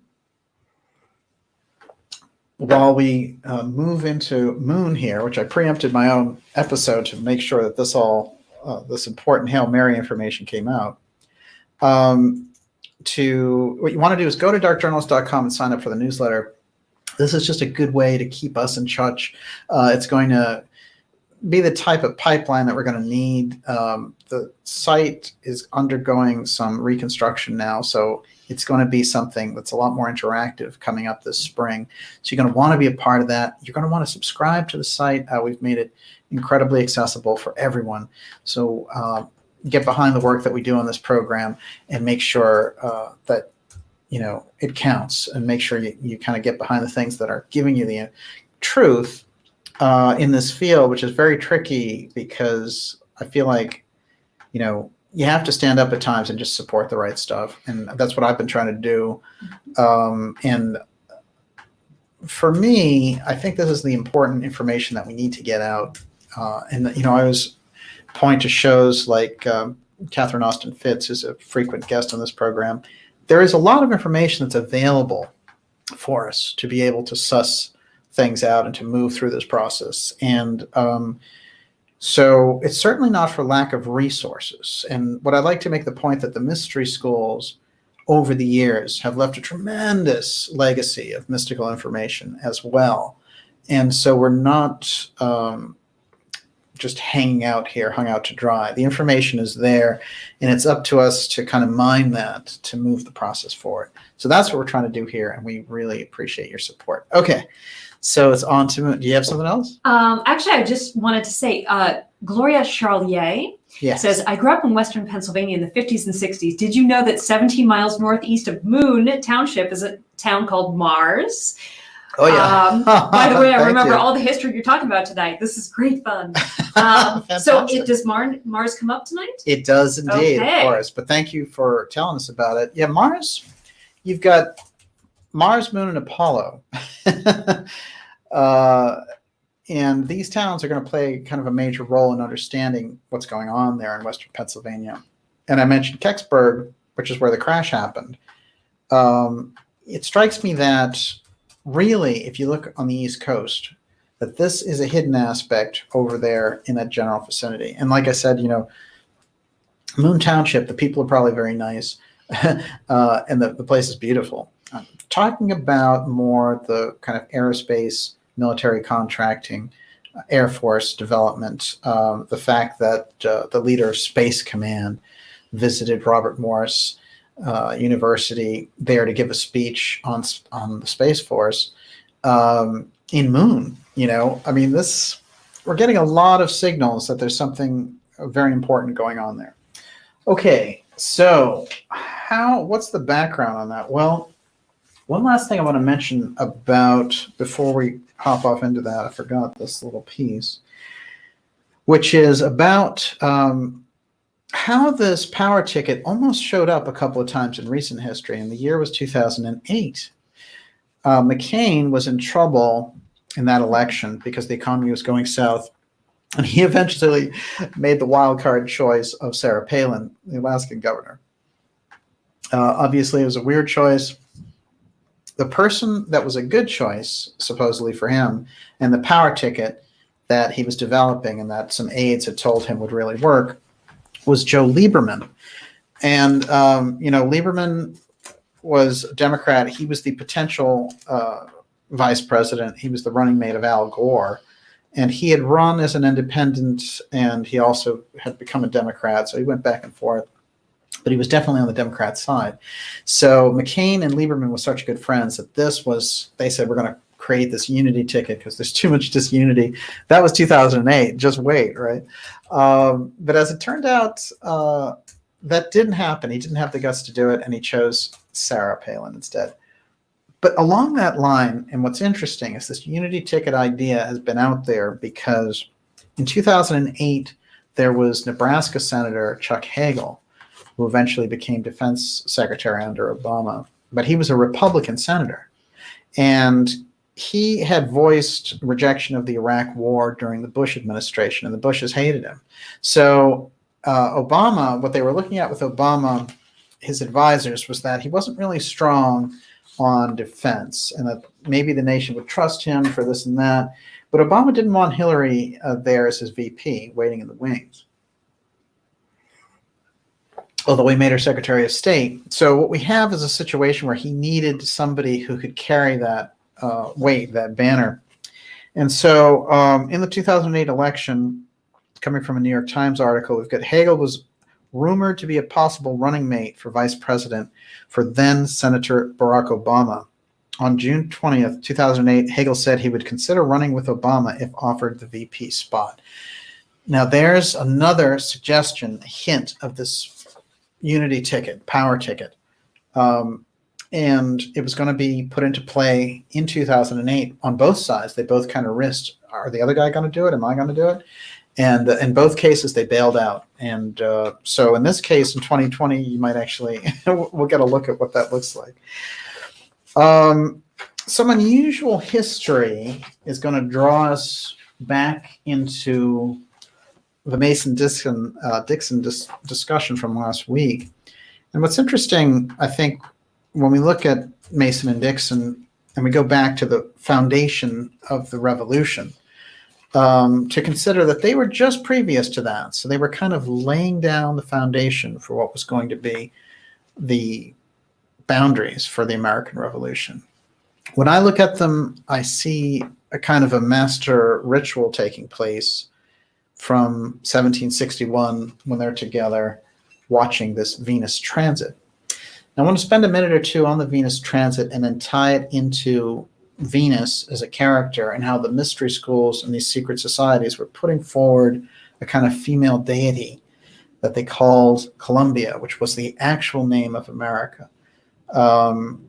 And this is very interesting, too, around the name because, so often in school they're taught, well, Amerigo Vespucci is where they got the name America, but we don't really know. And Amerigo Vespucci was he's one of these guys who was a traveler and all the rest. But one of the interesting things about him is he had his own printing press in that period. And he was one of the few people who did. And so he printed all this stuff and he said, I'm getting credited with the naming of this America place. I didn't do that and they didn't name it after me. I have no idea what the similarity in the name is. If we go back into Templar history, their name for their kind of new Atlantis was America. And that's Merica. That's where we get America. So instantly you're dealing with mystery school groups. And I've done a series of interviews with Dr. Joseph Farrell on this. And he's actually coming up in a show soon because he has a new book out. So we're going to have him on in a couple of weeks. And what's interesting about this, though, is we have to get our minds wrapped around the traditional history is problematic. And very often you will see that when it comes to the Mason-Dixon line, well, here's one example. If you were thinking about Mason-Dixon and their importance in history, wouldn't you think that there would be at least one portrait of them somewhere? There's no portraits of Mason or Dixon. That's very unusual, if you think about it. Right. Anybody, I mean, regular people would have their portraits done. Right. Painted, Look, right? Here's the guy who did the raking while they were surveying and stuff, and he has a poster, you know. And it seems like everyone had these paintings, even very low-level officials. So why do these people who do this historic, well, first they do the historic tracking of the Venus transit. Their royal, the Astronomy Academy in London, this is where they come from. So we're looking at people who should have this kind of approach, they would have this kind of detail around. The fact that we can't get those details is very strange. But then posthumously, there should be tons and tons of portraits of these guys because there'll be portrayals. Or at least one. So it turns out there was one artist who about 9 years ago decided, I'm going to do the first Mason-Dixon thing. And he makes these interesting things, doing this whole artist gallery thing. And it shows these guys very far away talking to each other in hats, and you can't really see them. And even on that point, it's bizarre. So we're looking at something very unusual when it comes to Mason-Dixon right off the bat. The fact that they're master astronomers, also interesting. The fact that their families will engage in being inventors and archaeologists and Egyptologists and railroad barons, all is very interesting because those things are not very good bedfellows. You put the Egyptology together with railroads, it's like, oh, that's interesting. Okay. So we have to take a look at them through a new lens, which is the mission that they were on and what they were engaged in was something totally different than what we were taught traditionally. First of all, let's think about the stones that were used. The stones in creating the Mason-Dixon line. 400 Masonic stones, each one weighing 500 pounds. Do they have them created here and carved here and laid out here? No. They have the process all done in England. And then they ship those incredibly heavy stones over, 400 of them, 500 pounds apiece. Unbelievable. It's amazing. We don't have our own stones here? Why not just ship over the Great Pyramid while you're at it? So, in fact, his great-grandson now will be the person who brings Cleopatra's Needle over to London, as we discussed last week. So something very unusual going on. That's with Jeremiah Dixon. And Dixon turns up for me as a very unusual figure. Now, it was brought up, and I've been reading it, which is that there's a very innovative author named Thomas Pynchon. And he's tackled a lot of very interesting subjects, and he's a little bit of a mystery himself. He keeps to himself. And but he wrote a book on Mason-Dixon, which was his interpretation. And that book definitely talks about them working with ley lines in their work in laying out the stones. Now, his own family history gets into the American Revolution. As a matter of fact, one of his immediate ancestors founded Springfield, Massachusetts. How far away is that from here, driving? It's a little over an hour. Yeah, I haven't been there in many, many years, and there's no real reason for me to go there. But it's in that town, there's a lot of very interesting statues, and it was a major center of activity at one point, as we find with a lot of places. If you look at the 18th, 19th century, there are places around here that were thriving metropolis, like Lowell, Mass, and now they're just right mill towns. Yes, and now they're largely abandoned, or they're just scaled Right. They're down starting to get dramatically. funky again. They're trying to bring them back. Yeah. Some of them are probably because it's so inexpensive. Right. But it is interesting because when we look at this with Dixon, we're finding that he seems to be the one who's plugged in often on the esoteric side. So what happens is Dixon is familiar with, in real life, with a very, very eccentric mathematician named Emerson. And this guy was so bizarre, but he was so advanced in his thinking that there are a number of mathematical rules, astronomy, physics that are attributed to him. His name is Emerson. Not Ralph Waldo Emerson, but a different Emerson there in the UK. And he was a big influence, but he was known for doing weird things like wearing his clothes backwards. So, it's like walking around with the shirt on backwards. And just kind of an unruly nature. So, he definitely... Wait, who are you talking about? This is Emerson, who was a big influence on Dixon. Okay. And now he is an eccentric, and what happens is his books are very unusual too. But what happens is in Pynchon's book, he attributes mystical knowledge to this individual. I don't know how or where he got that, but I think it's interesting, as is the fact that in that book dealing with Mason and Dixon, there's everything from inner Earth encounters to vortex energy to alien abduction.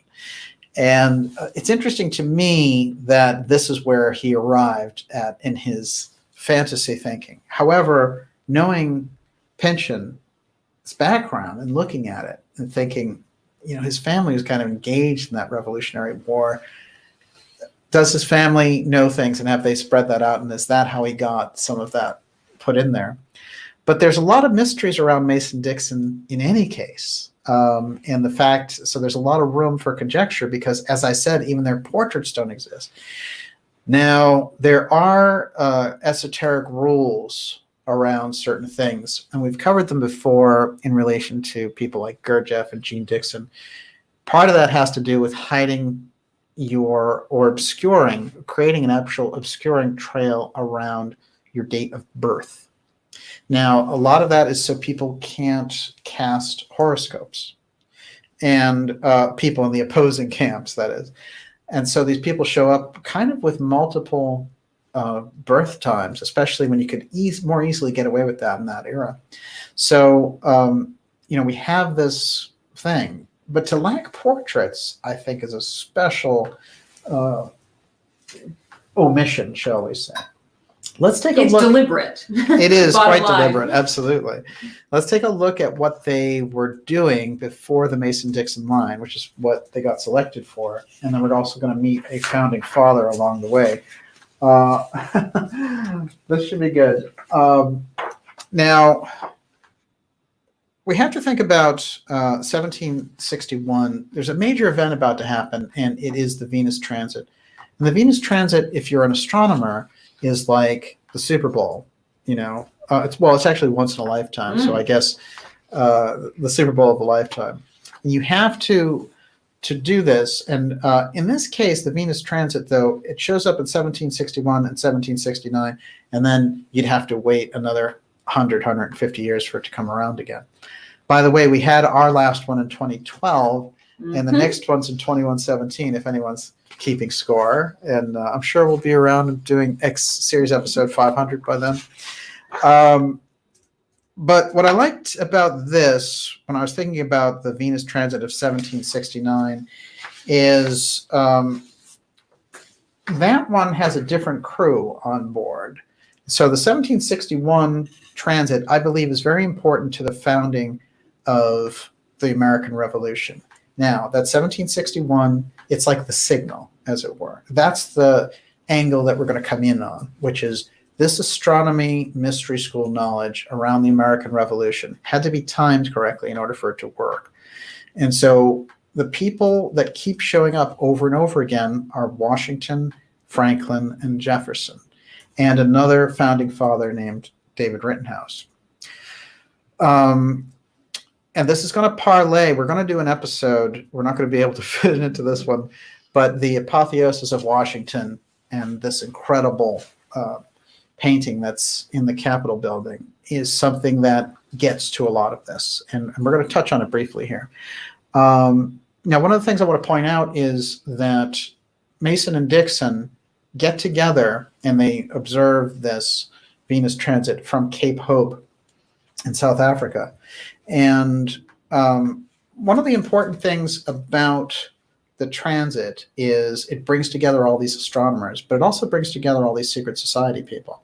So that Mason and Dixon get selected show you to some degree their role, and they become kind of major figures for this. The person who is important for the Venus transit in 1769 is David Rittenhouse. Now, this is someone of whom I might read the exact quote about what Thomas Jefferson said about Rittenhouse. Let's see if I can find it here. In essence, he was suggesting that he was the finest mind, scientific mind, that America had to offer. Now, Rittenhouse is interesting because he's self-taught, and he's somebody who makes his own instruments. And he just seems to exist on a different plane, frankly.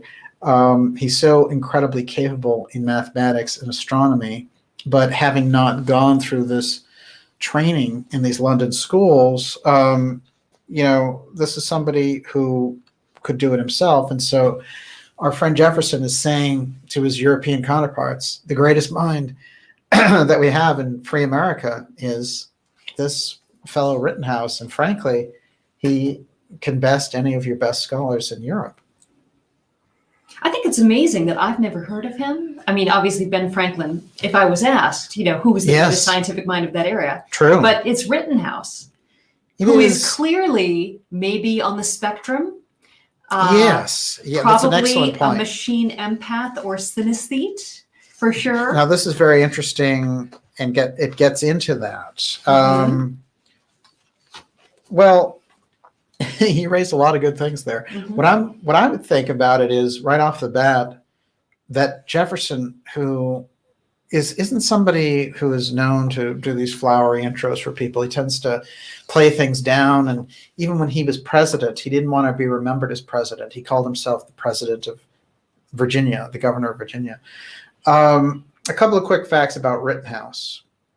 He's the leading scientist of his generation. Friend of Ben Franklin, a friend of Thomas Jefferson, who called him the finest mind in the Republic. This is the person who was put in charge of the U.S. Mint and insisted that the quality of the coins be worked on meticulously, and that anywhere the coins would go, it would represent us. So he didn't want a kind of a, just an average thing. He spent a long time on this. Self-taught astronomer, and he made these clocks.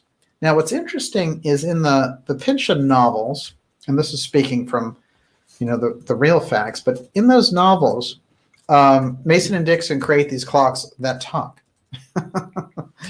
Keep that in mind as we go along. Okay, now we're switching to reality. That's a novel. Tempus Fugit is something that Rittenhouse coined. And it's basically time flies. And that's what he put as his stamp on all of his clocks. He's the person who finishes the Mason-Dixon line. And this is crucial because the Mason-Dixon line, they did not have the time to finish it. But there's a lot of very unusual things about the boundary stones that they placed there. And I went through that they ostensibly placed them there so there wouldn't be a feud with Pennsylvania and Maryland and all the rest of it. That's the official story. It's fine. And it works on a certain level. But these guys were carrying around, first of all, a party of 150 people. Okay. That's one. Two, they're carrying around telescopes everywhere they go. So let's think about that. This is a very unusual expedition. In my opinion, their real job when they're here in America is because of their experience with this transit. 1761, that's the first signal. that all this boundary stones have to be laid out before the American Revolution can happen, and the second transit comes back around in 1769. Remember, they lay the stones out from 1763 to 1768. That's the period we're talking about, just pre-revolution, but the Americans are definitely, they're developing the land, and they're starting to already push off British rule. It's already starting to happen. The moon is very important in all of the work that they do, and a lot of the observatories that they set up around these boundary lines, including the ones that lead us up to southwestern Pennsylvania. It is interesting that Rittenhouse finished their work and on his own did minor corrections to their work. Mason and Dixon would come back and say all of his corrections were 100% spot on. So let's think about that. They were master astronomers. He's a self-taught guy. Again, we have to wonder what's going on here with Rittenhouse. He's an instrument maker, mathematician, astronomer, member of the American Philosophical Society. I believe the American Philosophical Society is the interface of the mystery schools working with this. And there's no doubt there's a Masonic influence, but the Masonic influence around the 1700s is a very different one than you get later. Let's put it to you that way. And they go through a lot of purging. As a matter of fact, one of the parties I was reading about when I was reading about all this vice presidents and parties is there was literally something called the Anti-Masonic Party. And they were like, there's too many Masons in America and they're going to dominate. We need a party that's just against the Masons because they're already starting to dominate. Another thing I thought was interesting when I was reviewing all this history is that the Founding Fathers did not recommend this party system. They thought it would breed corruption, and as we can see, it really has. Absolutely. So, we have to kind of take another look at that, and you can see after this debacle of this recent Democratic setup program that's required this Hail Mary, we can see it's a good time to look at. They should just open up that whole party thing. I think it would change things dramatically. Everyone, you're watching the Dark Journalist Show. We are deep now into X Series episode 81. We're moving on down the Mason-Dixon line. There's so many songs from that period. One of them, I put the lyrics on a tweet for the show, and it's right down that Mason-Dixon line, swinging it from Virginia to Tennessee with all the soul that's in you.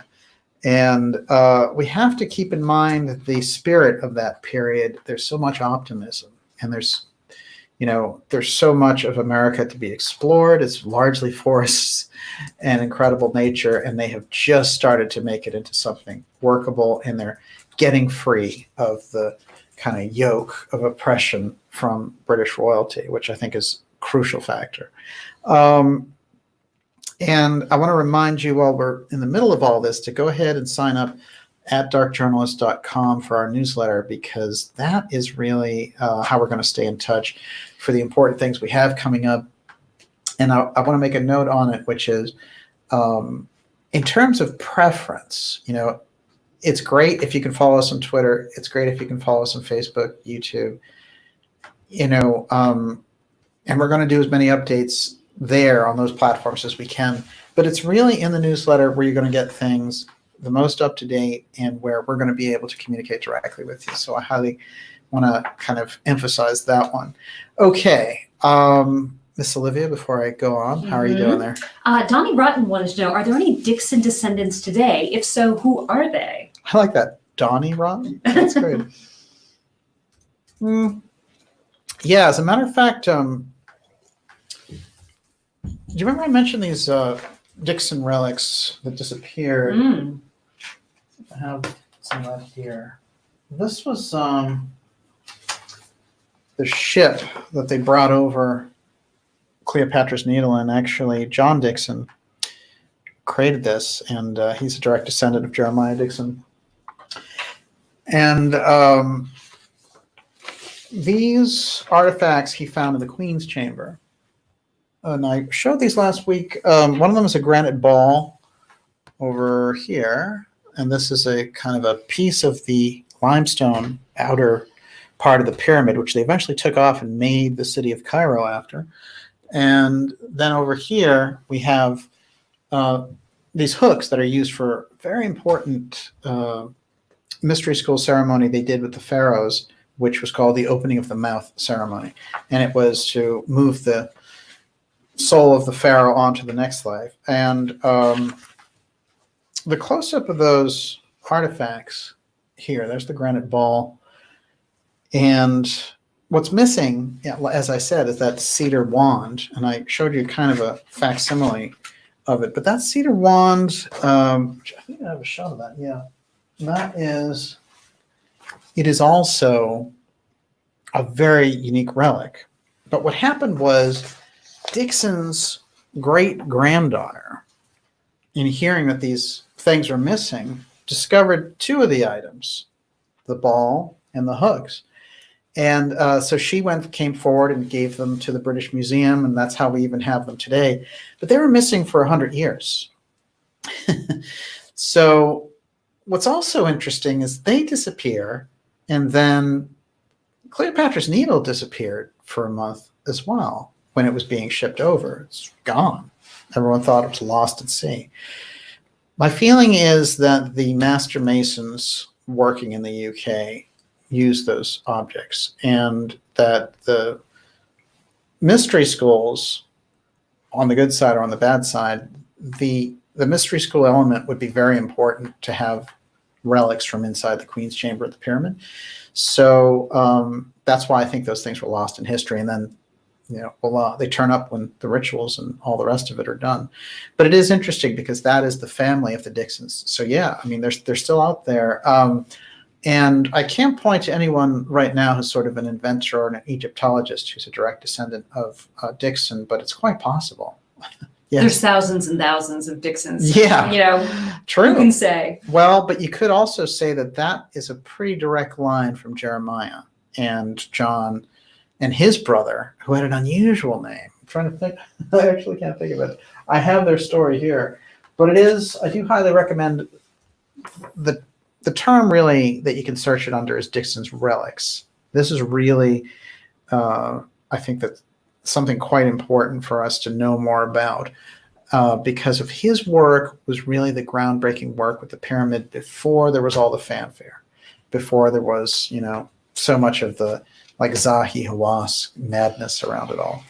And I do think that the Dixons, as we're going to see, their role in Egyptology is important considering the setup of this Venus transit. So here we are in 1761, and Dixon and Mason get together because of this Venus transit. They observe it, and it's one for the record books because you can see actually Venus moving by the sun. Now, for astronomers, this is, as I said, a once in a lifetime or twice in a lifetime event. It is incredible. And they gain so much knowledge because now, because of the way that Venus is moving, they can calculate the distance to the sun. They can calculate the planets in relation to each other. All these things open up as a result of this incident. It's like a key being opened. Now, I want to bring something in here, which is crucial. And it's that when we look at anthroposophy and the work of Rudolf Steiner, and if you look at an episode I did with Gigi Young about Rudolf Steiner and the planets, you'll get into something that Steiner said was one of the biggest mystery school secrets, which is that Mercury and Venus were switched. By the time we get into this Kepler period, by the time we get into what we know as the foundations of how we understand the universe, they do a switch.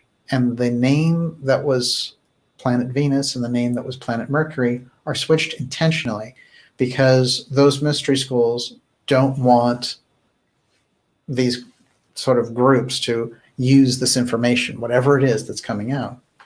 So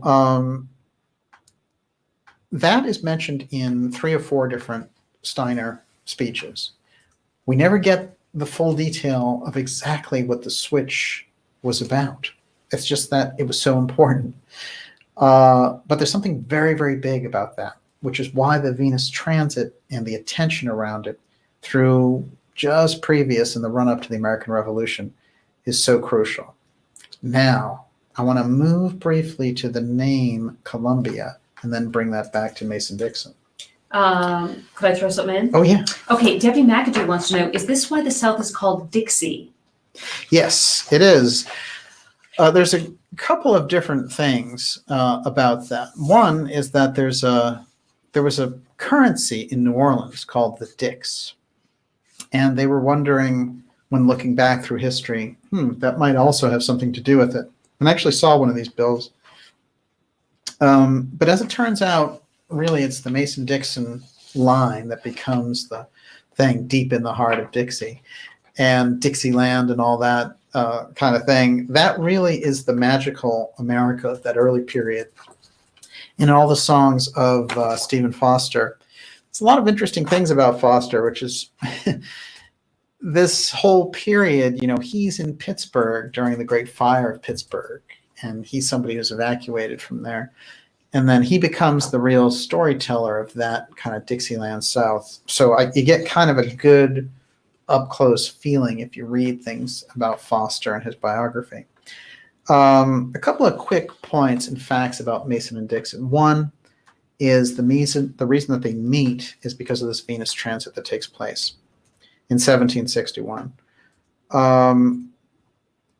There is, in their background, as I said, this Egyptology, there's astronomy, and so the secret society connections with them are just off the charts. Now, when we move to America, we're looking at America's original name was going to be Columbia. Now, what's also important is that Columbia, Pennsylvania was going to be the capital. This was changed. This was going to be the capital, and it lost out in Congress by one vote. So how we got the District of Columbia is because they decided to take land from Maryland, part of Virginia, and make it their own district. But again, Columbia, District of Columbia, this is who we're getting at. Columbia is often forgotten, but we're going to tie it up here with a couple of references, and then it's going to lead us to the Statue of Liberty, Lady Liberty, and all the rest of it. That is Columbia. I am going to tie it directly into Venus, the character of Venus from Greek mythology, and how we understand Venus and culture. This is what I think the mystery schools were setting up, because they were actually setting up America with a feminine character, which is a crucial thing to understand as we go forward. Let's do this backwards. That's just what we get to with the Statue of Liberty.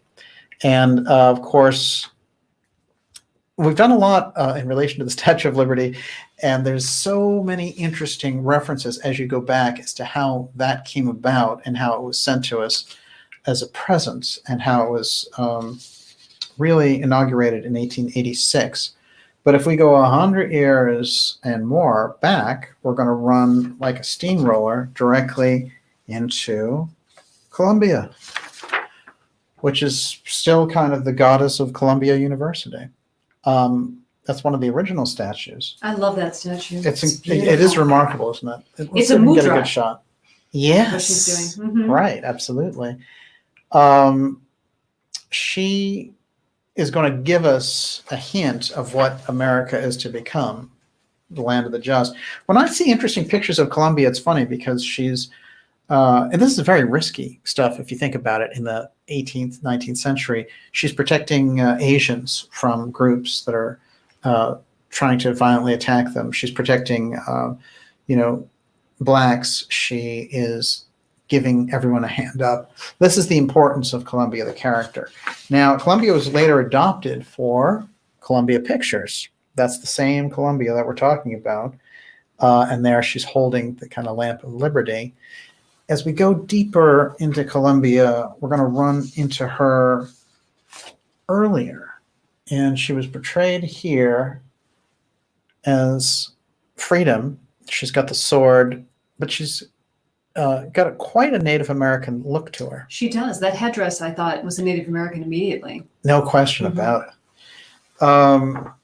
The original song of the United States was, the national anthem was Hail Columbia. There it is. I have I was listening to the lyrics in the song earlier. The song is out there. It's cornball, for sure. There's no question about it. A couple of very interesting lines, however, about Happy Land. I like that. Hail Columbia is a U.S. patriotic song that is the ceremonial entrance march now for the Vice President of the United States. It's still there. It's still there. It's there in the background. But originally, it's listed now as the former national anthem of America. The beginning lyrics are, Hail Columbia, happy land. That's America. Hail ye heroes, heaven-born band, who fought and bled in freedom's cause, who fought and bled in freedom's cause. And when the storm of war was gone, enjoyed the peace your valor won. Let independence be our boast, ever mindful what it cost, ever grateful for the prize. Let its altar reach the skies. A piece of history there, a feminine characteristic to the nation, which the Statue of Liberty became the embodiment of. However, the character of Columbia might give us an idea to what the founders were working with. And for me, it goes into this Venus transit, which is why I'm going to take you there. As a little, something that's a little aside here, I found this interesting too. Unlikely website scoops world on Kerry's choice, getting to VPs again, and the spookiness of Moon Township in relation to this. Brian Smith is not a journalist. This is from the LA Times. But the 39-year-old airplane mechanic from Moon Township, Pennsylvania, was behind the biggest political scoop of the week.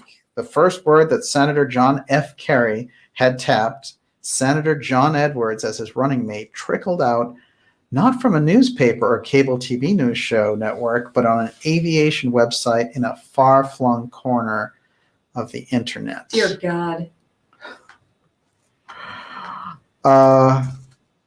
Interesting. He had spied Kerry Edwards emblazoned across the campaign's 757 parked at the Pittsburgh airport hangar. They were in Moon Township.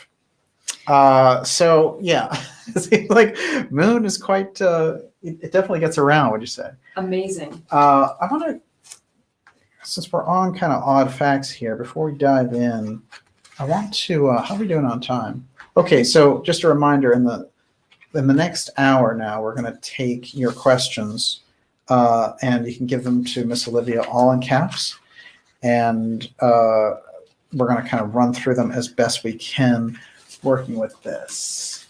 I wanted to show everyone this. There's a great fire in Pittsburgh in 1845, and there's so many kind of captains of industry there, and steel mills and iron mills, that it's a rich history. We could do a whole episode on that itself. And some of the books, when you read them, they talk about the workers walking around in Pittsburgh saying, when they're observed, they're covered in soot from head to toe. So it's just an industrial town, and this is the way it goes. But they were kind of the main engine for America at that point, but they just were not able to cope with the pollution problem. So there are these huge fires, and they're set off, obviously, from explosions in these early versions of these factories. There are rumors that there were meteor fireball activities because there were lights that were seen that previous to all this happening. They were kind of a prelude.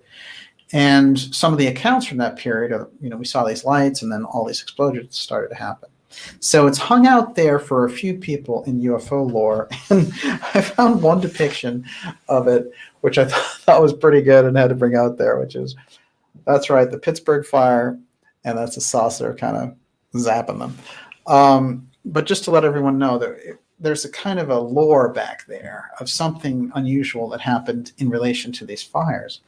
One of the weird things when we look at that location also is when we look at Kecksburg, which is, as I mentioned, only an hour away from Moon. the Kecksburg UFO, which has that acorn shape, crashed there in December of 65. And it is something that has been described as looking very much like the Nazi bell, which we didn't know existed till 1990, so nobody could put those two together. When I've asked people like Dr. Joseph Farrell what he thought of that, he said he felt that with the development period in between when the Nazis were working on the bell, 44 and 45, 20 years of development, having that thing flying, it's quite possible it was theirs. Or it could be an off-world craft that got into trouble and crashed. The amount of stories that were laid out in relation to this are quite interesting, because when you look at it, it's a major cover job to such a point that NASA got into court snarls with different companies looking for a real accurate background on what happened to the wreckage from Kecksburg. So this is another one of those incidents that goes dark and lets us know that whatever it is that they have there, it's related to this kind of UFO file, X technology, whatever it happens to be. The proximity of that crash to Moon is very interesting. And there are reports that the wreckage from the spot was taken to Moon because that's where the military processing facilities are.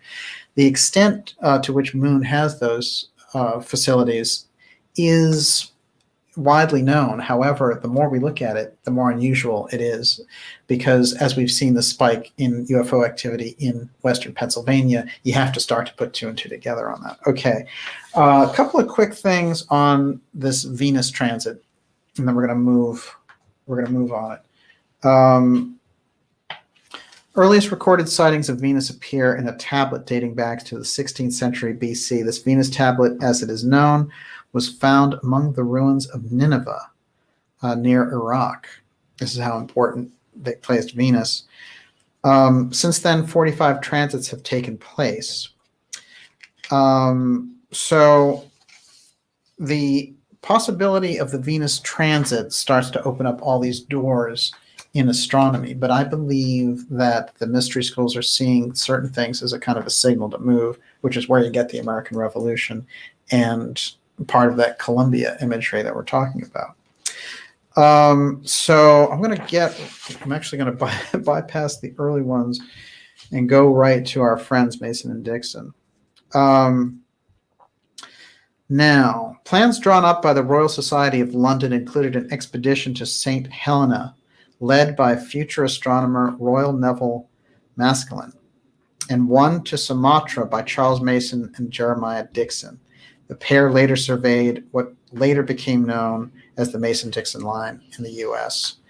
But due to the war, Mason and Dixon modified their journey while en route and decided to advance no farther than Cape Town, South Africa, which is where they would view it from. They enjoyed excellent conditions for the transit. At St. Helena, Maskelyne caught glimpses of Venus through clouds, but failed to obtain useful data. And then they go off about how the French had difficulties with it. So the 1769 version is the one where everybody can ramp up, and it becomes sort of the big move, because the first one's like the setup, they've seen it. And what happens is Rittenhouse, who we were discussing earlier, he becomes the one who notices this kind of halo, a black halo around Venus. So Rittenhouse is credited with unknowingly realizing and figuring out that Venus had an atmosphere, which is very advanced thing to put out there in 1769. There's another unusual thing about Rittenhouse in relation to this, which is Rittenhouse is at his home observatory for this, and he's on the telescope watching it, and he faints. Now, he's still known as having the most accurate observation of the 1769 transit, but in the middle of it, he faints. So there's a few ways. I think that's incredible. It is quite remarkable if you think about it. What do you take from it? Well, Maureen Seberg sent me this article that she wrote about machine empaths or synesthetes, and I think he got overwhelmed watching this. The buildup, I mean, he was part of it. That's the whole point. He wasn't separate from it. Yes. He was experiencing it within his own body. I think it's interesting in as much as he's handpicked by the Founding Fathers to do this. And he's also handpicked by Mason and Dixon to finish their work. So there's something in that secret society connection with it. And that's interesting about Maureen, too, because she writes for Psychology Today. She's very, very interesting articles about this. What I think that you can say is we don't know. There's something about Rittenhouse, which is not on the record, which is he seems to have some superior ability. And this may be what Thomas Jefferson was getting at. Now, I think that once we get into looking at the Mason-Dixon line, which happens between 1763 and 1768, and then we look at the two transits, which are 1761 and 1769, we can see that this is all related, which is crucial because, of course, Mason and Dixon meet because of the Venus transit of 1761. But then afterwards, what we have is all of these people, like Jefferson, Franklin, and Rittenhouse, participating in the American Revolution. And at the core of that is this Columbia character who is going to become, the kind of maiden overseer of the great nation. And she will show back up in different things like this Apotheosis of Washington mural that's in the Capitol years later. And there will be representations of her later. But that early version of Columbia and the name Columbia for America and the District of Columbia. This is something that is coming out of that mystery tradition. And Venus and the transit of Venus and her feminine identification in Greek mythology is what unites that on the mystery school side.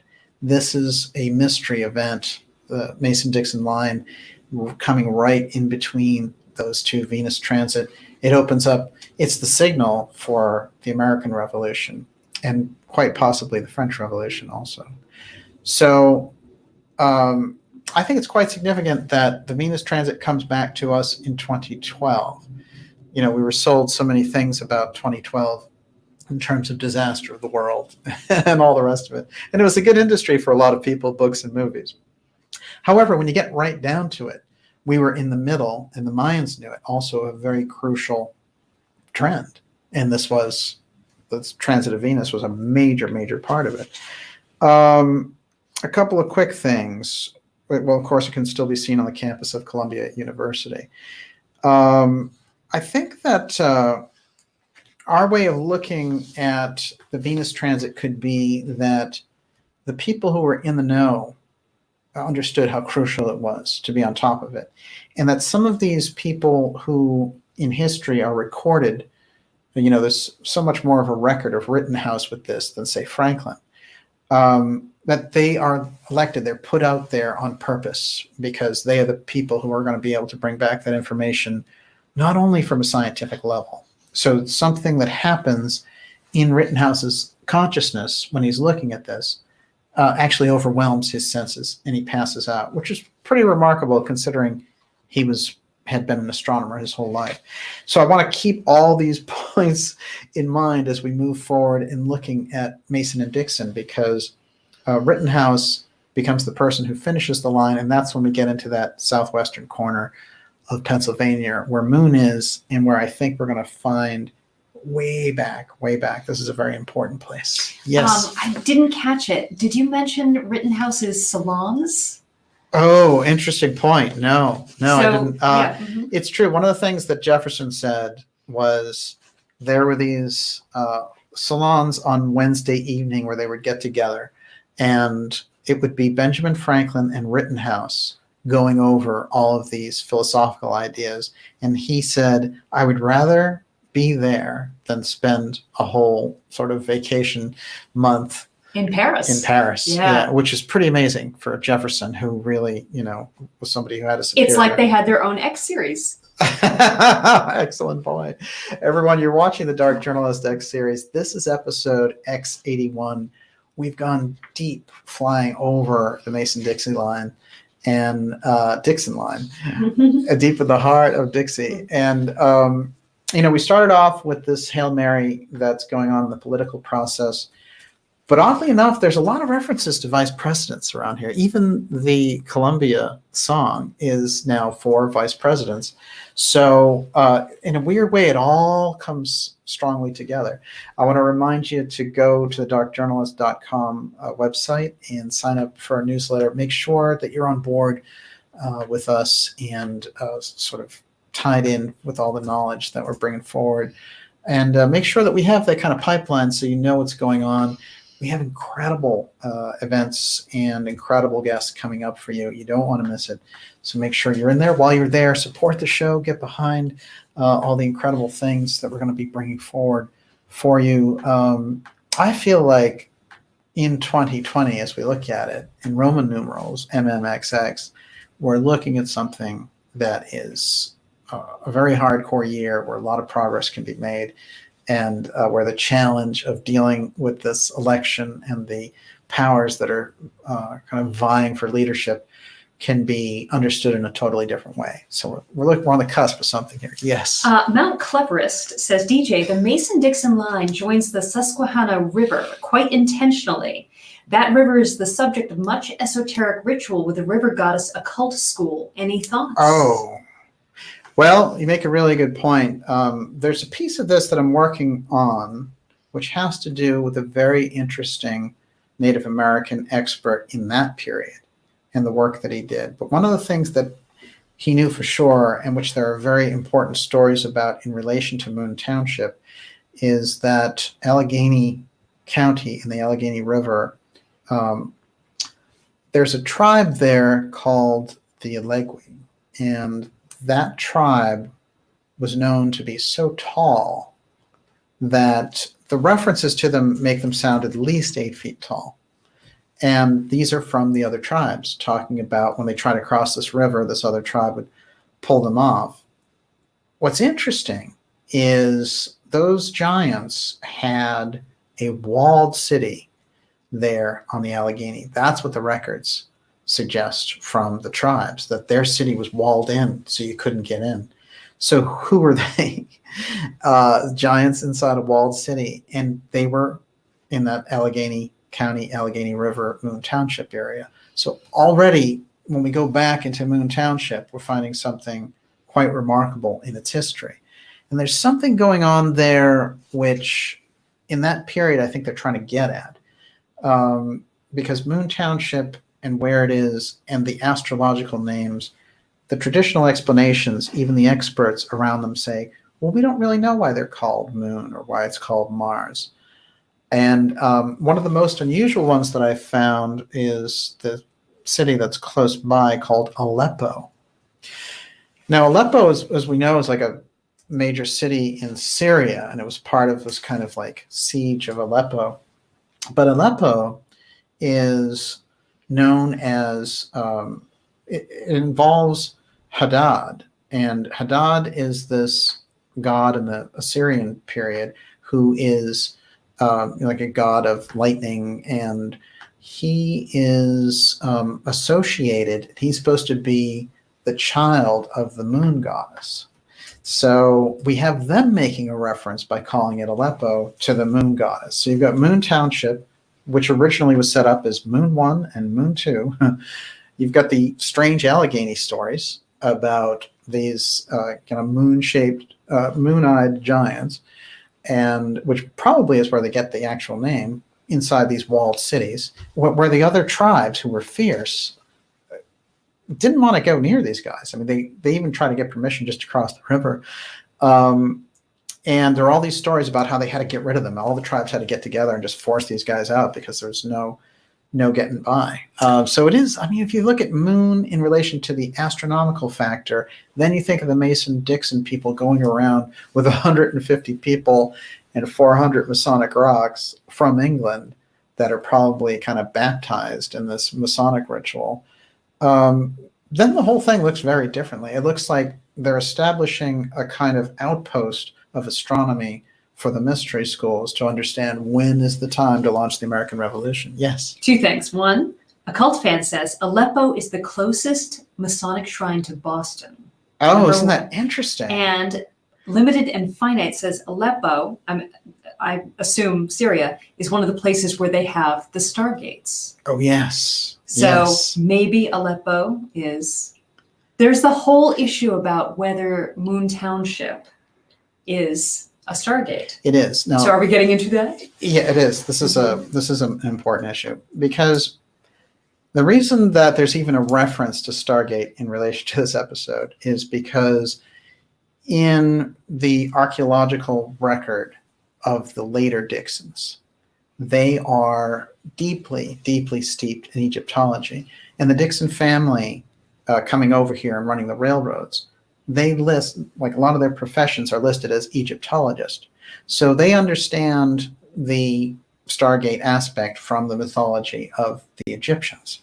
The idea that the mystery schools working through the American revolutionary figures, like Jefferson, like Franklin, and like Rittenhouse, it's going to get very interesting, because one of the figures that they have, who's a founding father, who has a lot to do with Moon Township and is the dominant figure for their education system, is Robert Morris. RMU in Moon Township is based on Robert Morris, the founding father. And what is he known as? He's known as the great financier of the revolution. And Robert Morris is very interesting in this relation as well, because he is portrayed in this Apotheosis of Washington, which I've referenced a few times here. We're going to do a show on it. So I didn't have anything printed out to show you about it, but it is next up on that. But when we look at it from this point of view, Morris is talking to Mercury. And what is Mercury doing? Mercury is handing him money. It's as if he's getting the finances for the American Revolution from Mercury.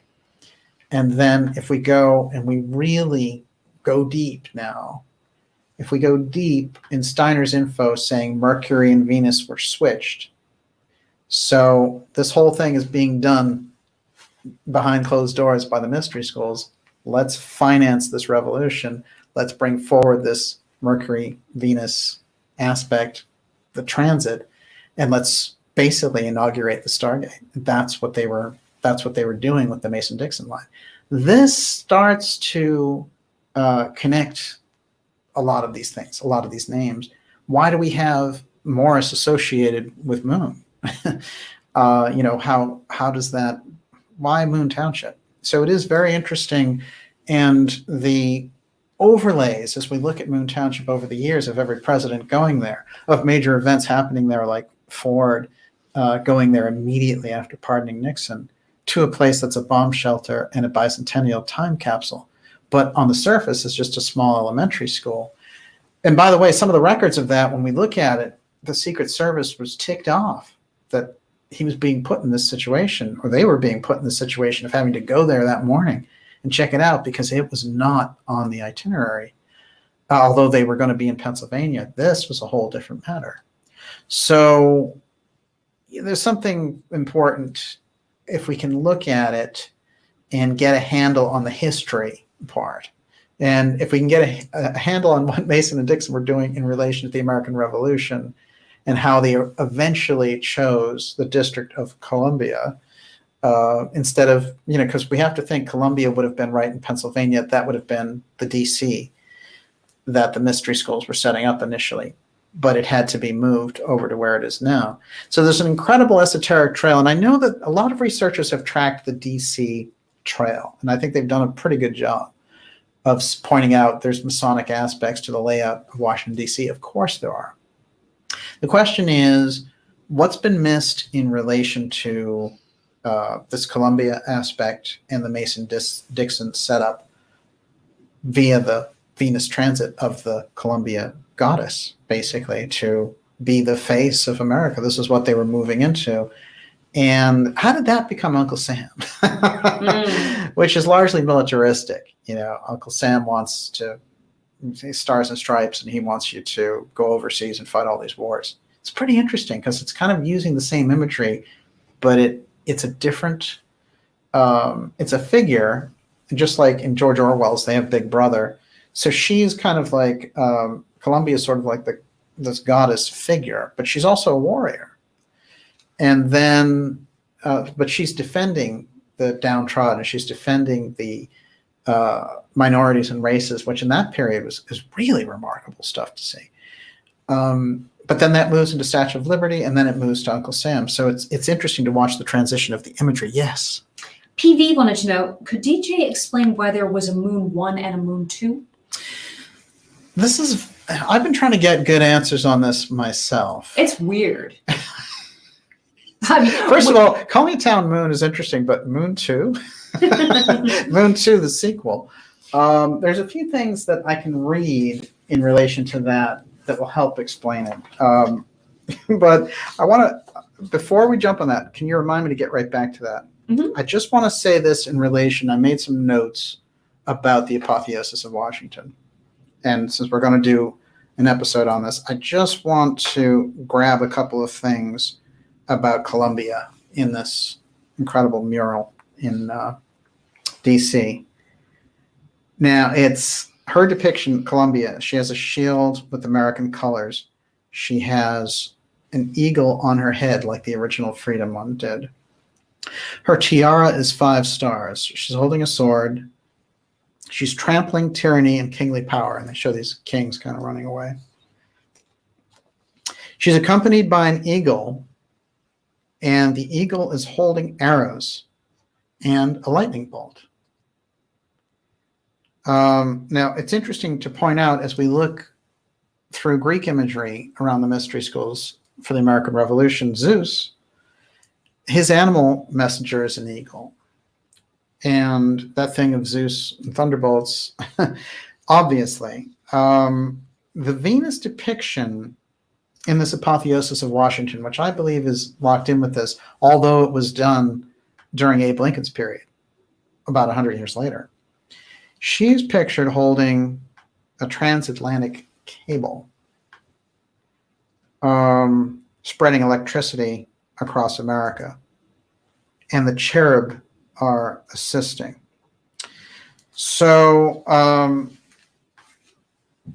I think we have to see something kind of fascinating about this setup, which is that Mercury and Venus are in that apotheosis of America, which seems to be like the later update of the mystery schools tracking what happened. And of course, in that apotheosis of America, George Washington's looking down as an angel on the clouds. And basically everyone has gotten the message that, e pluribus unum, you are out of many one. This is the whole thing. So it's turning the founding of the nation into a spiritual exercise, which I think is what they were doing with setting up the Venus transit and the Mason-Dixon line. This is where this was going.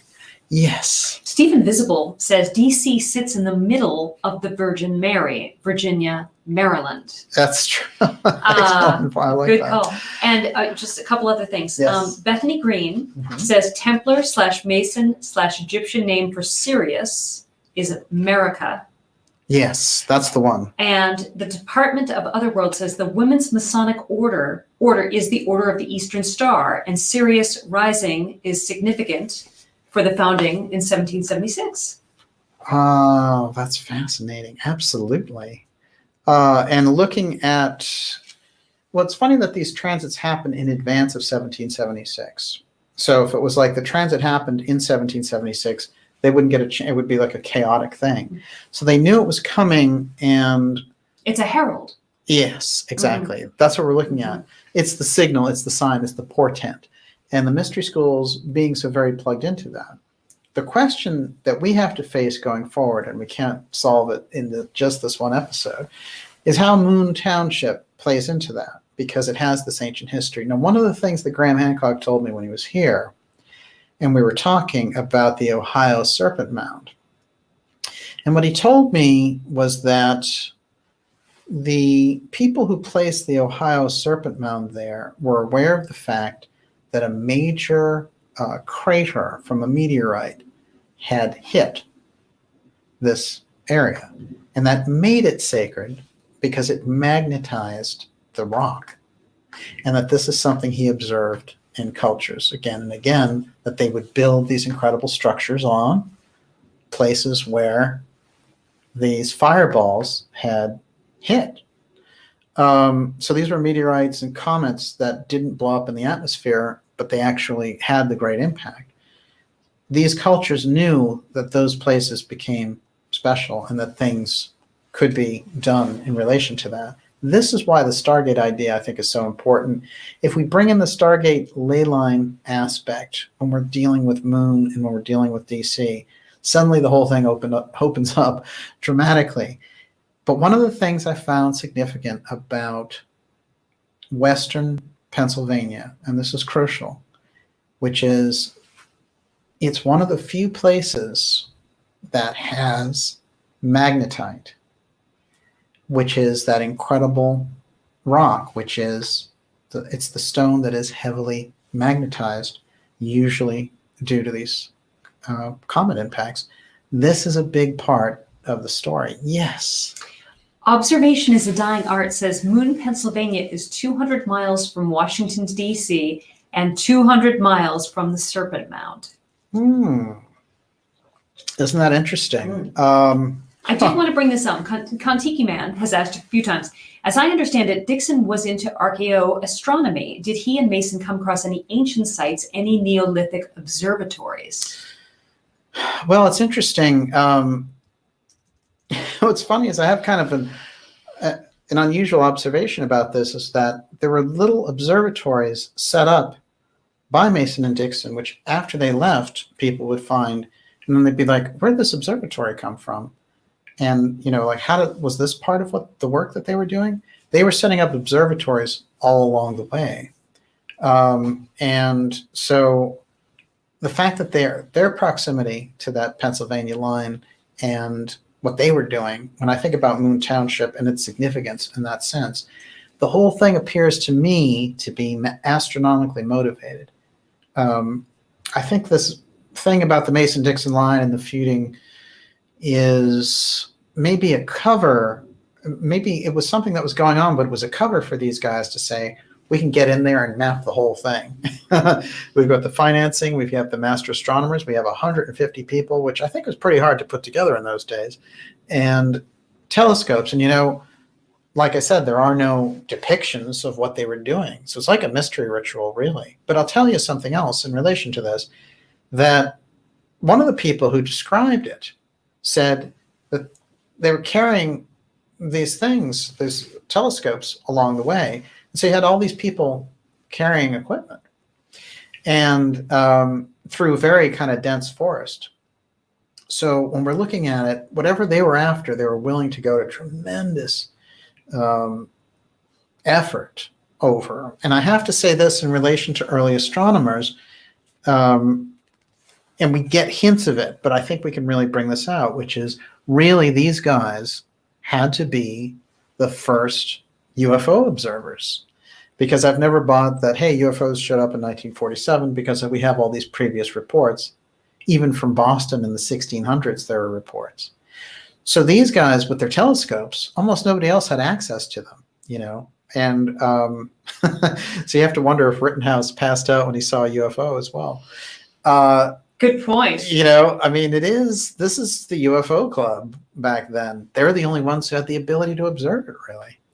There was no NASA, and so that astronomy club, this is what they observed. Now, there are reports from Salem that the early people who were set up Salem were astronomers as well, as we know. They have reports of watching the moon and watching lights on the moon. Those stories go back into the 17th century. So we know that they were observing these things. The question is, did these astronomy schools, being an extension of these secret societies, mystery schools, did they develop the knowledge of the UFO aspect and observe it? long before we get to 1947 and the public gets to know something about it? And if so, when we look at people like Franklin, and when we look at people who were involved in the Venus transit, are they aware of this other aspect? That's what I think we're starting to open up here, along with the incredible aspects around, hey, these people are doing these things on sacred sites, magnetic sites, and because they have that background in Egyptology, these things somehow are involved with stargates. Now we update all that language when we get to the 21st century. We have the X technology, we have the advanced technology. How much can those people utilize this kind of information? And is that why they set things up in these special places? In a place like Moon Township, sure seems like a very good candidate all of a sudden. Everyone, you're watching the Dark Journalist Show. I want to mention this, which is we've gotten into comments informally here because we just had so much information to go over. And I think what we're going to do actually for the last half hour of the show here is just run through your comments.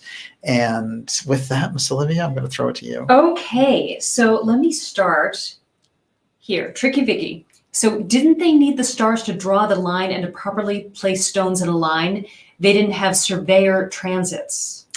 Yeah, sure. I mean, there are traditional reasons for them to align things to certain stars, and using the basics. However, when you look at the amount of effort that went into what they were doing, and when you look into the names of the places like Moon, like Mars, and all the rest of it, it starts to give us a hint that when you put that much effort into it, you're able to get, just like with CERN. When they do CERN on the surface, they're saying, you know what we're doing? We're smashing particles together, and we're getting the Higgs boson, which is the God particle. And but when I went into it with Dr. Farrell, we found out, well, they had a $22 billion budget. So you're doing a lot more than smashing particles for $22 billion. So, the traditional story of what's going on, there's probably truth to it, but it's a much larger enterprise. I mean, when we look at the presence of Rittenhouse, for example, involved with the Venus transit, and then we see him completing and finishing the work of the Mason-Dixon line, and even correcting some of their work. We're starting to see that they're using astronomy for multiple purposes. And, if it's just the basics of like, hey, let's set up a boundary and all the rest of it, why are there so many unusual astronomical setups to Washington, D.C.? Doesn't make sense. If it were just a normal, hey, let's find the best place on the ground for this or for that. They're orienting things based on an older star knowledge that they are plugged into through the mystery traditions. There's no question about it. Yes. Shamanist Anamkara.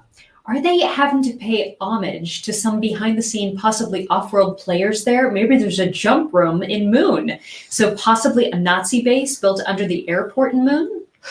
Oh, that's good.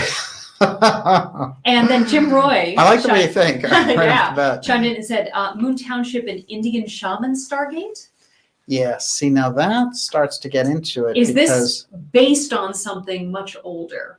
Yes. There? So. Well, let's think of what was it that Casey had said about the Atlanteans. He said the full-blood Atlanteans were you could find them as being the Iroquois. So the Iroquois nation of tribes is what holds that bloodline from the Atlanteans. But his story also, I'm going to tell you how weird this gets. If you really go deep into it, Thomas Jefferson shows up in the Edgar Casey readings. And one of the lives that Thomas Jefferson had was as Alexander the Great. And this is a very interesting correlation, which comes up also. You can find other people making this connection in the theosophical tradition. For example, in anthroposophy, John the Baptist is as Elijah, and also in the Casey material, John the Baptist is Elijah. This is the reincarnation aspect brought in. So in any case, Alexander the Great becomes Thomas Jefferson. But when Casey goes further back, he says Jefferson was the Atlantean who founded Ohio. So it means that the Atlanteans, when they fled, we understand that they went to Yucatan. We understand that they were associated with Bimini and the hot zone activity. We understand that Poseidia was there because Casey said there was a temple there. But the idea of the Atlanteans being a group that goes to Ohio is interesting, because what happens in the discovery of America is what Francis Bacon calls New Atlantis. And that is, to be the new land that will be it's hidden at the time. No one knows what it is, but it's this idealist society.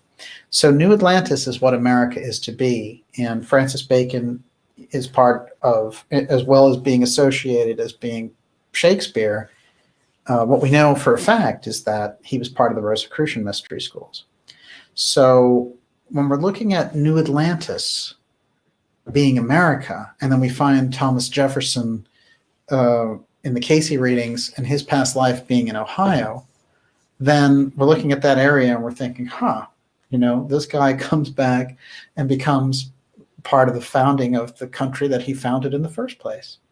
So that's a deep dive off there on the cosmology of Casey, looking at this from a reincarnation point of view. But boy, does that get interesting when you look at it. Yes. Esoteric 369 Wall says Mississippi mound culture. Yeah, well, there's no doubt about it. We've touched on the mound builders. What's fascinating about the mound builders is their work is incredibly astronomically placed. So they're a group that knows a lot about astronomy.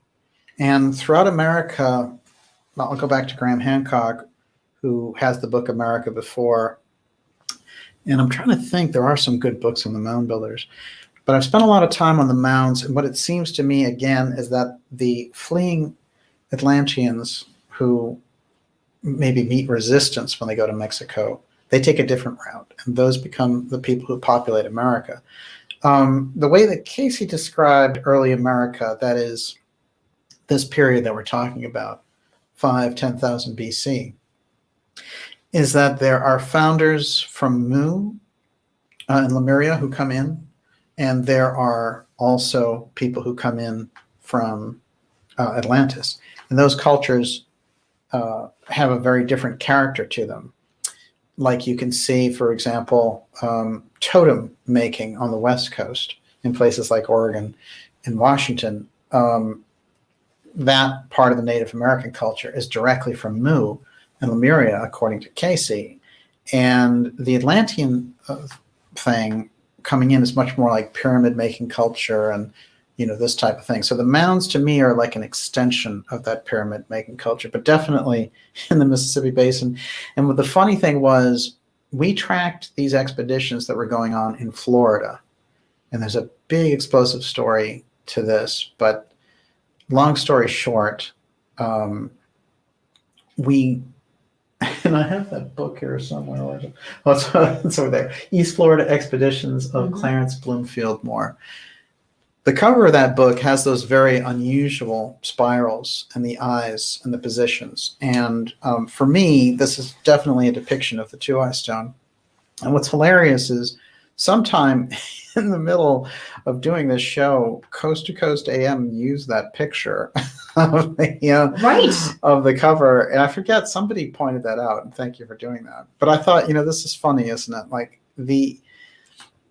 they're discovering things. Nobody knew anything about Bloomfield Moore. He was just bottom shelf, and he was laying out there. But because he intersected with information around the exteganography, we were able to bring him forward, and then boom, you find other outlets picking up on it.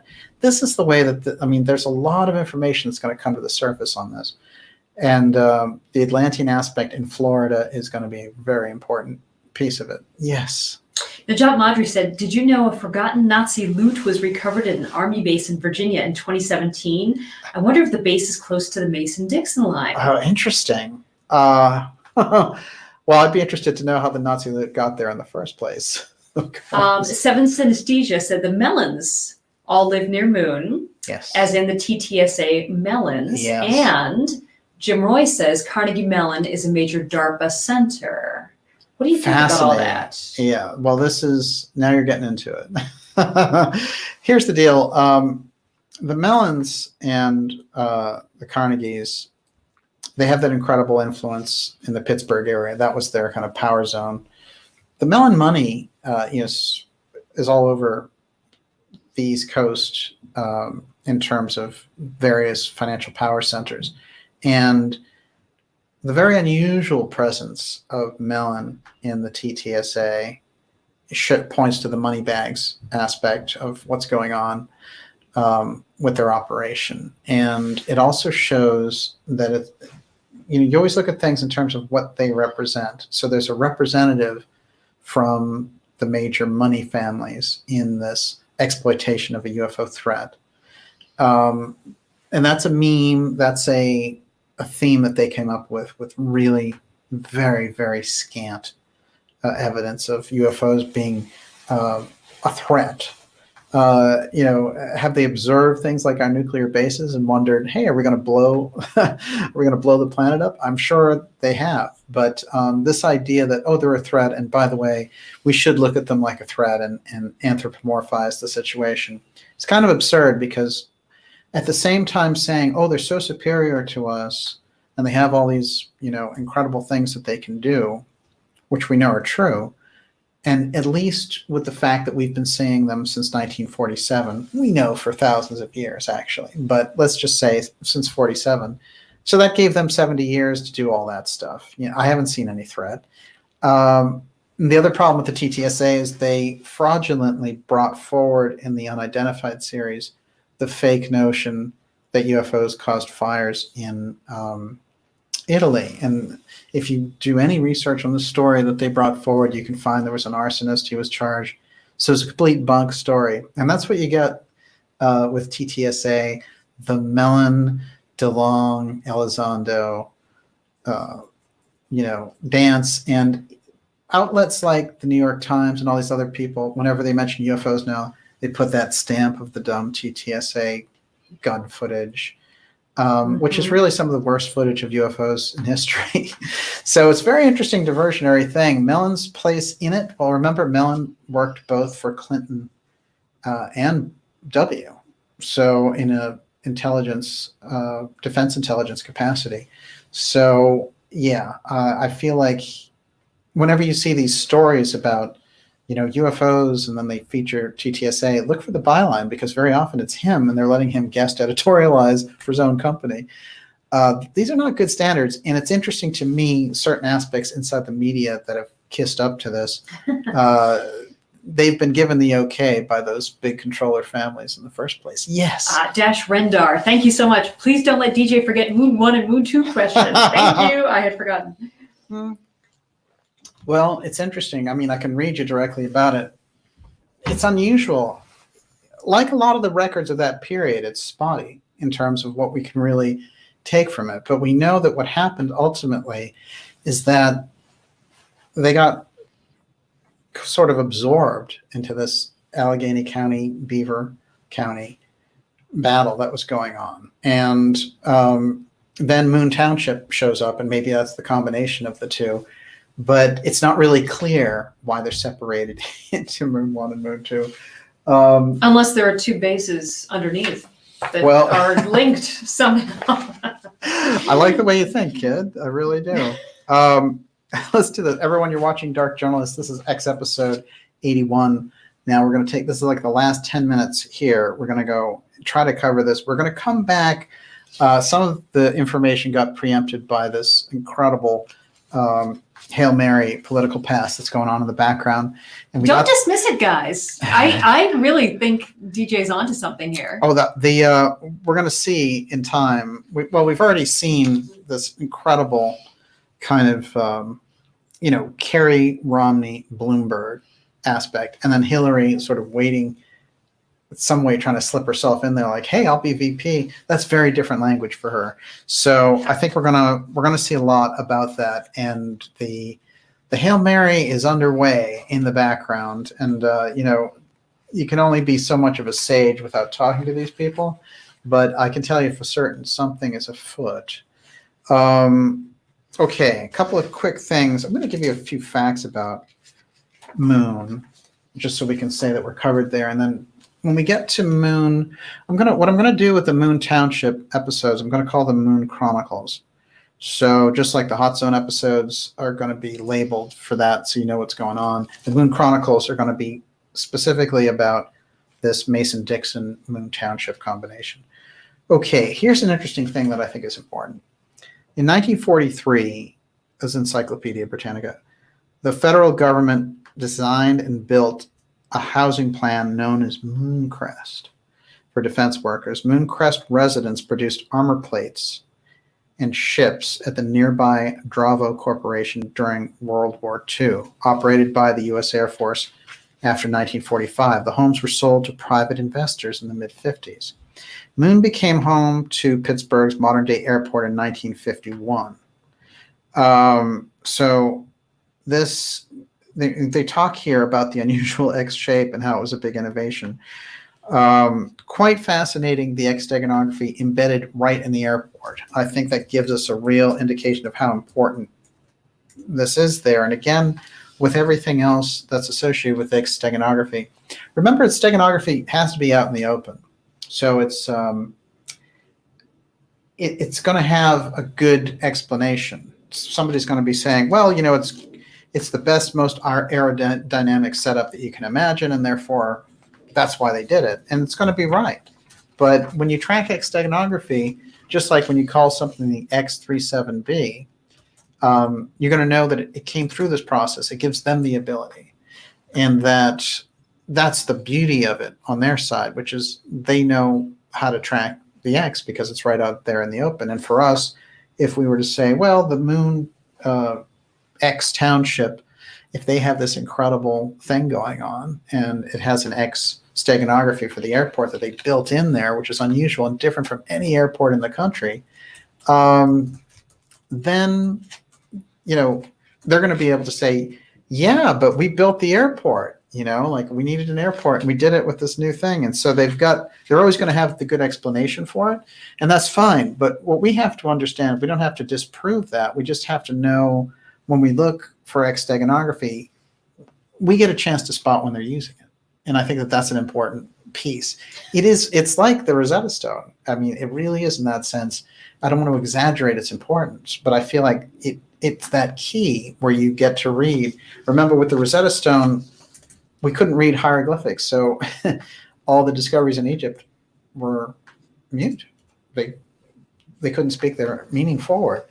Once we got the Rosetta Stone that had the hieroglyphs, it was the same pronouncement, which was basically, we love King Ptolemy, who was the takeover, part of the Roman takeover. Then they put it in there in Demotic Egyptian, and they put it in there in Greek, and we were able to compare the hieroglyphs with the Greek. And after a while, it took like 25 years. And then we figured it out finally. So the X steganography, hey, I've only brought it forward for the past couple of years. We did a while.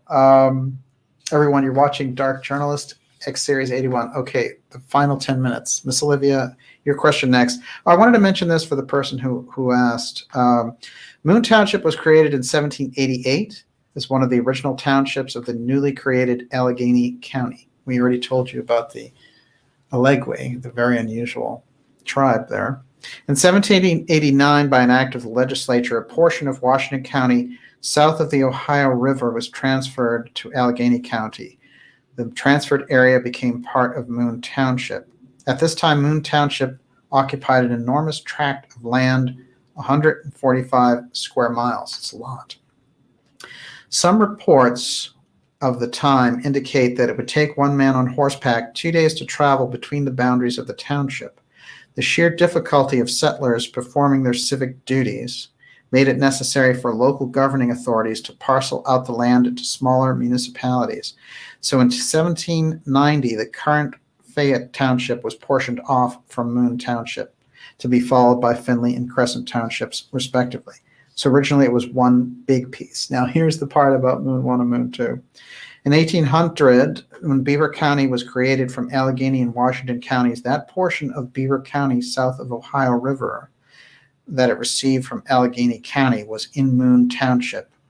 Upon the creation of Beaver County, that portion of Moon Township that Allegheny County lost to Beaver County was divided into two new townships, First Moon and Second Moon. So it's a weird division of land. And First Moon, Second Moon, which on the maps are listed as Moon 1, Moon 2, that's the official explanation. What the real reason that they did it is a good question. Okay, more. Okay, two little things here. Yes. Observation is a dying art again. Distance from Moon, Pennsylvania to the Andros platform in the hot zone is within 20 miles of the actual radius of the moon. Distance from Moon, Pennsylvania to Mount Shasta is within 20 miles of actual circumference of the moon. Oh, This is great. wow, fantastic. I love that. Fun stuff. Okay. Well, Andros is very important, and what's a good thing to think about in relation to Andros is something called the Andros Platform, which is like the Bimini Road, but underwater. And the Bimini Road is underwater also, but this is a massive structure, which is obviously man-made as well. So that one's at Andros. The other thing that's at Andros, of course, is AUTEC. So it's like the underwater Area 51 for the U.S. government. So Andros is a very interesting place in that sense, and we all remember that it was named after the governor of Massachusetts who had spent all that time in the hot zone. And we did that, I think, in the Salem episode, but I don't know which episode it was. Yes. I have to throw this in here. David Termina says, in Thomas Pynchon's other novel, Against the Day, it takes place at the Chicago World's Fair in 1893, which was themed about Columbia and Columbus, where Tesla displayed his wizardry. That's true. So That's an cool. excellent point. We could just do a whole episode on Thomas Pynchon, obviously. Well, he's unusual too, because he doesn't make public appearances. He's never been somebody who came out and did interviews and things like that. And so he's mysterious in that sense. And when you look at his family background, it's even more mysterious because of those kind of Revolutionary War connections. But he's a very interesting writer. I mean, and he can weave together these themes. When he put that book out about Mason and Dixon, which is this kind of fantastic novel, but it's so well informed that the reviewer for the New York Times, this is 1997, said, I didn't know when I was dealing with fiction or fact, because there's so many facts in that book that hold up as well. So he's definitely a great one at weaving the two. Yes. Sacred Forest. You know better than I. Didn't Steiner make a Luciferian connection to the moon? Yes. Well, there's all this stuff about Yahweh and the moon, but I think what's so crucial in the Steiner information and what I think we can take from it is that he talks about a period when the moon leaves the earth, which means the moon was inside the earth at a certain point, and that it was an incredibly traumatic thing, which is kind of an ancestral memory. So very often when we hear these things about, oh, there was a comet hit or this got exploded or whatever, and that's why these cultures remember it. One of those things, according to Steiner, was that the moon leaving the earth. So that was part of the earth, left the earth, and became in the gravity outside the earth. It's a very interesting evolutionary pattern. They still don't know how the moon was acquired by the earth, and they come up with more and more thoughts about it. One of the things that they thought about was, that there was a planet that exploded and the pieces of that became the moon. And so the current scientific explanations are guesses, as is a lot of archaeology. This is the interesting thing that I've discovered over time. And when you go into the Mason-Dixon story or the American Revolution or where the name Columbia came from, you find lots and lots of guessing games in these historical records when you think, oh, that's where they got this, or I know what this is all about, and these historians figured it out. No, they don't know. And they guess, Some of them had guessed, well, Columbia was, they just named it after Columbus. Well, it's funny because the name Columbia doesn't show up until the 1750s. So it's kind of a weird thing to wait 250 years to start using that term for the place that he discovered. So that doesn't hold up. And then there are other references to Columbia that show that it wasn't Columbus. So therefore you throw that one out. So it's very interesting. I think there's a whole redefinition of things. I'll tell you another thing in relation to Egyptology real briefly is that is a science that was developed largely from people using the tools of the 18th and 19th century. And frankly, with all of the X-ray and sky penetrating, ground penetrating radar and all the rest of the things that we have now, that history can be blown away very easily. As we're seeing in places like Göbekli Tepe, hello, 12,000 BC, advanced culture, building megaliths.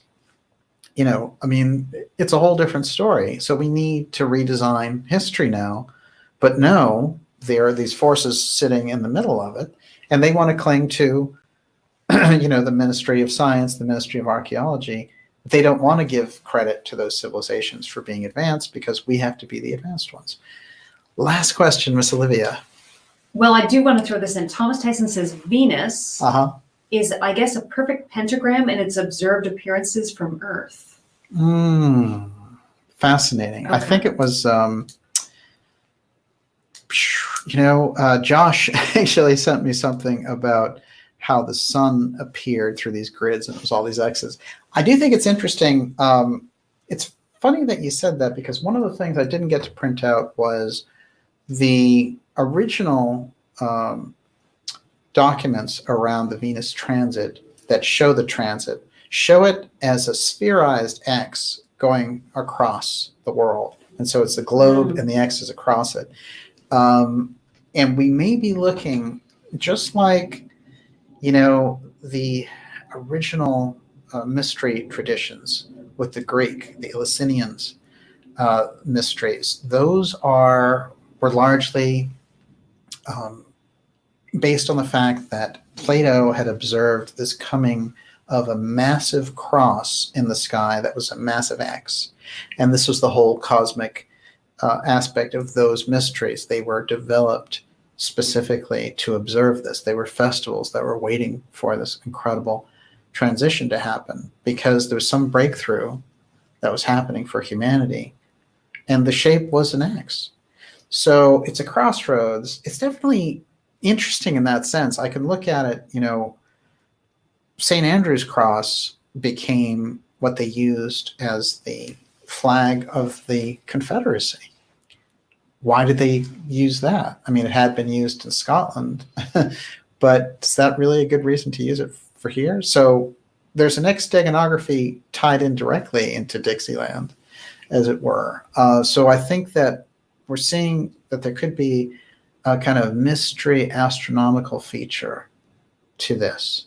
And also, I'll go back to what I said originally, which is these master astronomers were the first ones to observe UFOs, and they did it for many years. So, that's some kind of an inside club there, and that's probably what we're looking at with Mason and Dixon. Yes, Ms. Okay, is this the last question? Yeah. Okay, I guess so. I'm going to end on this one. PB, what are some possible ways that DJ thinks will help push the Hail Mary ticket through to a win? First of all, I quite frankly haven't voted in years because I've lost faith in our political system. I don't blame you. But I really don't know if I trust Trump not to lead us into some horrible war. So, it doesn't matter in Massachusetts anyway. We're going to be voting for the Democratic nominee. But I have to say, as crazy as it sounds, I, who haven't voted in years, would consider voting. Not that I have great faith in Romney or Kerry, except that they're not going to blow up the world. Voting for an alternative. Yes. This is the interesting thing about it. Well, here's my kind of sequenced answer. I like this question a lot. What I really see happening is this. We came through a process where the Clinton machine was trying to take over after Obama, and it was leading us off the cliff because they wanted to get us into a nuclear standoff with Russia so they could finance a whole wave of aggression. That's what the Clintons were about. And we can see in the Ukraine, everybody is guilty because they were all feasting on the government that broke away there. So there's incredible money that's involved, for example, with the things that happened in Libya. And look at what a mess that is now. And they were vying for this in Syria. My main problem in looking at the Trump administration is this. It's pretty simple. The good thing that Trump did was prevent Clinton from getting in. And that was crucial. And he brought that sense of America can do it. And we're not just part of a corporate zone. Because the aspect of the deep state that supported Trump was a kind of mafia aspect. And they still had the patriotism for America. Whereas this other thing just considered us one of the zones, the North American finance zone, was going to be under corporate rulership. The bankers and the corporations would run the scene. So this messed things up. This was the good part of the Trump entry. And I think there are a lot of opportunities there with some of the things that he did, that there's a group inside these power groups that something called that Fitz called Fortress America, and that they want to not expand empire and they want to withdraw and build up America, in many cases with a lot of the missing trillions. But nonetheless, it is around America being, America first. That America first contingent is something I discussed with Professor Peter Dale Scott. And he said it's always been there, but with Trump, it saw an opportunity because the other groups had sold themselves out to globalism to such a degree. So to kind of sum up your answer, what's happened with Trump on the good side, we've sort of pointed out there. On the bad side, there are hawks that get his ear in relation to Israel and the Middle East and getting us involved in these conflicts. And especially the one between Israel and Iran, which has been mostly a proxy contest for a long time. But it's extremely dangerous. And the development of nuclear weapons in Iran is a dangerous aspect. Now, the Obama administration with Kerry had put together this Iranian plan, but it had weird aspects to it, like a cash payoff. And this was their solution to it. It was largely imperfect solution. But the idea of going around and assassinating their number two people is against international law. This administration came forward and said there was an imminent threat. Then later, Secretary of State Pompeo, former CIA Director Pompeo, said, oh no, well, there's always an imminent threat in relation to Iran, but I don't have to show you one. And no, there wasn't one. So they changed their tune. Well, the only way they're able to use that emergency power is if there is an imminent threat. So the action of assassinating Iran's number two guy was illegal. He wasn't posing a threat. Now, is Iran a bad actor in that neighborhood? There's a lot of evidence for that. But the problem is Iran is a huge nation, and they have huge resources. They are allied with Russia and with China. If we go to war with Iran under the advice of someone who's warlike, like Pompeo, who's plugged in, do you really want Pompeo to represent the United States as Secretary of State? He's one of the worst choices I've ever seen in my life. He should be fired immediately for his actions in the assassination of the Iranian official. That's a fact. And if Trump goes down that road, then he will unravel all the things that he's developed. There's no question about it in my mind. So it's a very dangerous situation. And then very often people say, well, what's the alternative? The alternative is to put enough pressure on the Trump administration to not go sideways. But if it's just left, if the support is just blind faith, then you're going to get something maybe even worse than the Democrats if you're not careful. So you have to be careful. There's no doubt about it. It's very simple. We should not be involved in foreign entanglements. We shouldn't be involved in bombing other countries, which we are bombing other countries. And we should not be, everything shouldn't be a boondoggle for the military industrial complex and military contractors. And now with the Space Force, they've made space a warfighting domain, which it can't be. We are under treaty not to have space be a warfighting domain. If they start to move weapons of mass destruction into space, it's grounds for war in space. So where are you going to stop that? President Kennedy, President Eisenhower, they pledged the United States would not make war, space a warfighting domain. We can't do that. So this is where the Trump administration has to be corrected. Yes. Yeah. Well, I mean, I'm sort of sorry I brought up anything because I am a recovering Democrat, and so just socialist leaning Democrat from Massachusetts. And Alexandra would say that too. Absolutely. We totally agree on that. But I don't know. I don't have a solution for what's going to happen here. On the Democratic side, I see forced injections, vaccinations. I'm really frightened about what's happening there. I don't see Trump doing anything to stop that. No, yet. Exactly. No, it seems like they're all feeling that they can get away with that aspect. But I know what you're saying too. It's like we're in a very bad predicament. There are no good solutions. I think in the grand scheme of things, it always comes down to public pressure and public awareness. We can bring forth the best of what the country has to offer if we can bring the proper pressure to bear on the officials who are supposed to represent us. But you have to get that. Oh, right. That's 5G also. Trump supports 5G. This is terrible. You have to get the secrecy out. The level of secrecy that's been going on. We have verifiably 21 trillion missing from the DOD and from HUD. Now the Pentagon has come forward and said 35 trillion is missing. The debt is only 20 trillion. Okay, so that's almost twice the debt. It's time to get a handle on that. There's just no way around it. I don't care if you're Trump, Kerry, or anybody. You're going to have to deal with that, or you're abdicating your constitutional responsibility to the citizenry. That's all there is to it. I don't have a cult. If the person in office does well, then I support them. And if they do things by the Constitution and institute the right policies, that's where my support comes from. I'm not going to support someone blindly who starts saying, I'm going to bomb countries in the Middle East. It's not going to happen. And when you get that blind support, you'll see all these fake excuses come out online. He's bombing deep state targets, which is absurd.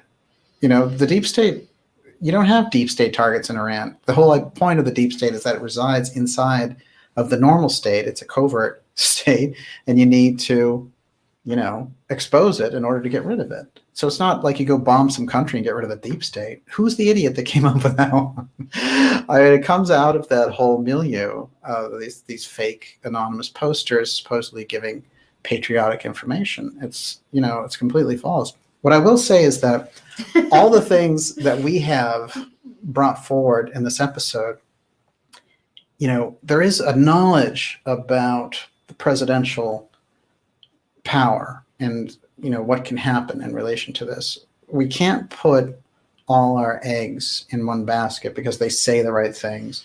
It's their actions that count. And if you have to create a third alternative, which even could get a small percentage of the vote, but enough to sway the election one way or the other, then that would be a base of political power to work some of these important issues in. So I think the third force is really the most important aspect in our modern political life to get away from the two-party log. But in terms of the Hail Mary, look, this is something that's going on. It's not something that we have to agree with or disagree with. It's a news story to report on. And here's what it is. I'm going to sum it up for you. John Kerry has been making rumbles about saving the party because Bernie Sanders is taking over. He's been behind Joe Biden, and Joe Biden is faltering.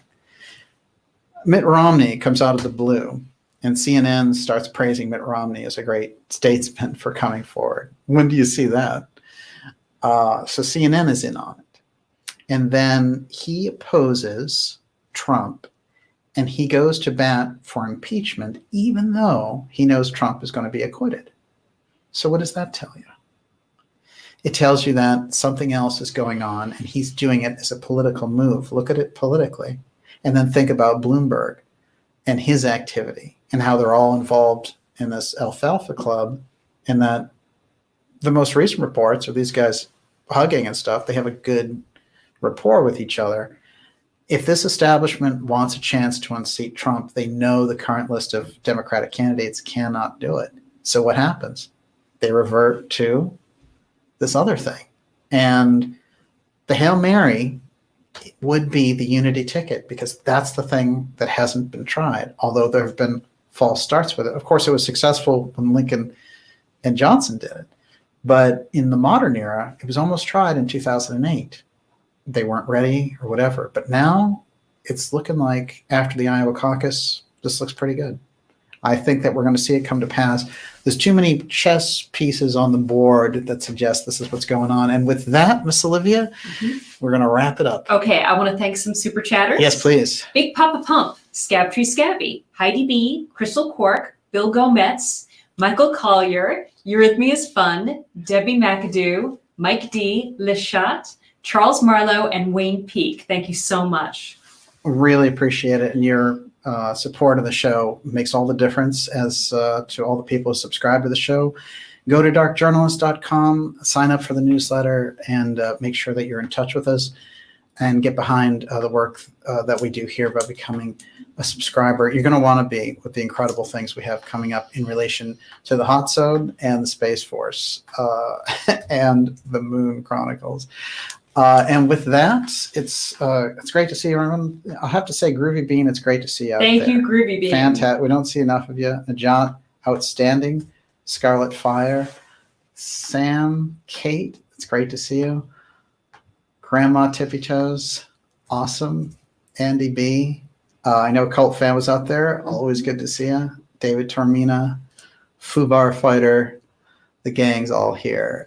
We will see you next week, and watch out for a very special show on President's Day with a very special Hot Zone guest. We're going deep into the Hot Zone. Thank you so much, and you'll be hearing more about Moon and the Mason-Dixon mystery. So thank you so much. Thanks, everybody. Miss Olivia, Mm-hmm. Who do you think is going to win in 2020? Oh, my God. Are we even going to have an election? Who knows? Anything's possible. Maybe that UFO transit is overdue. Of course, it says end broadcast, but never really. Exactly. My words exactly. Thanks, everyone. Oh, you have to do it twice now.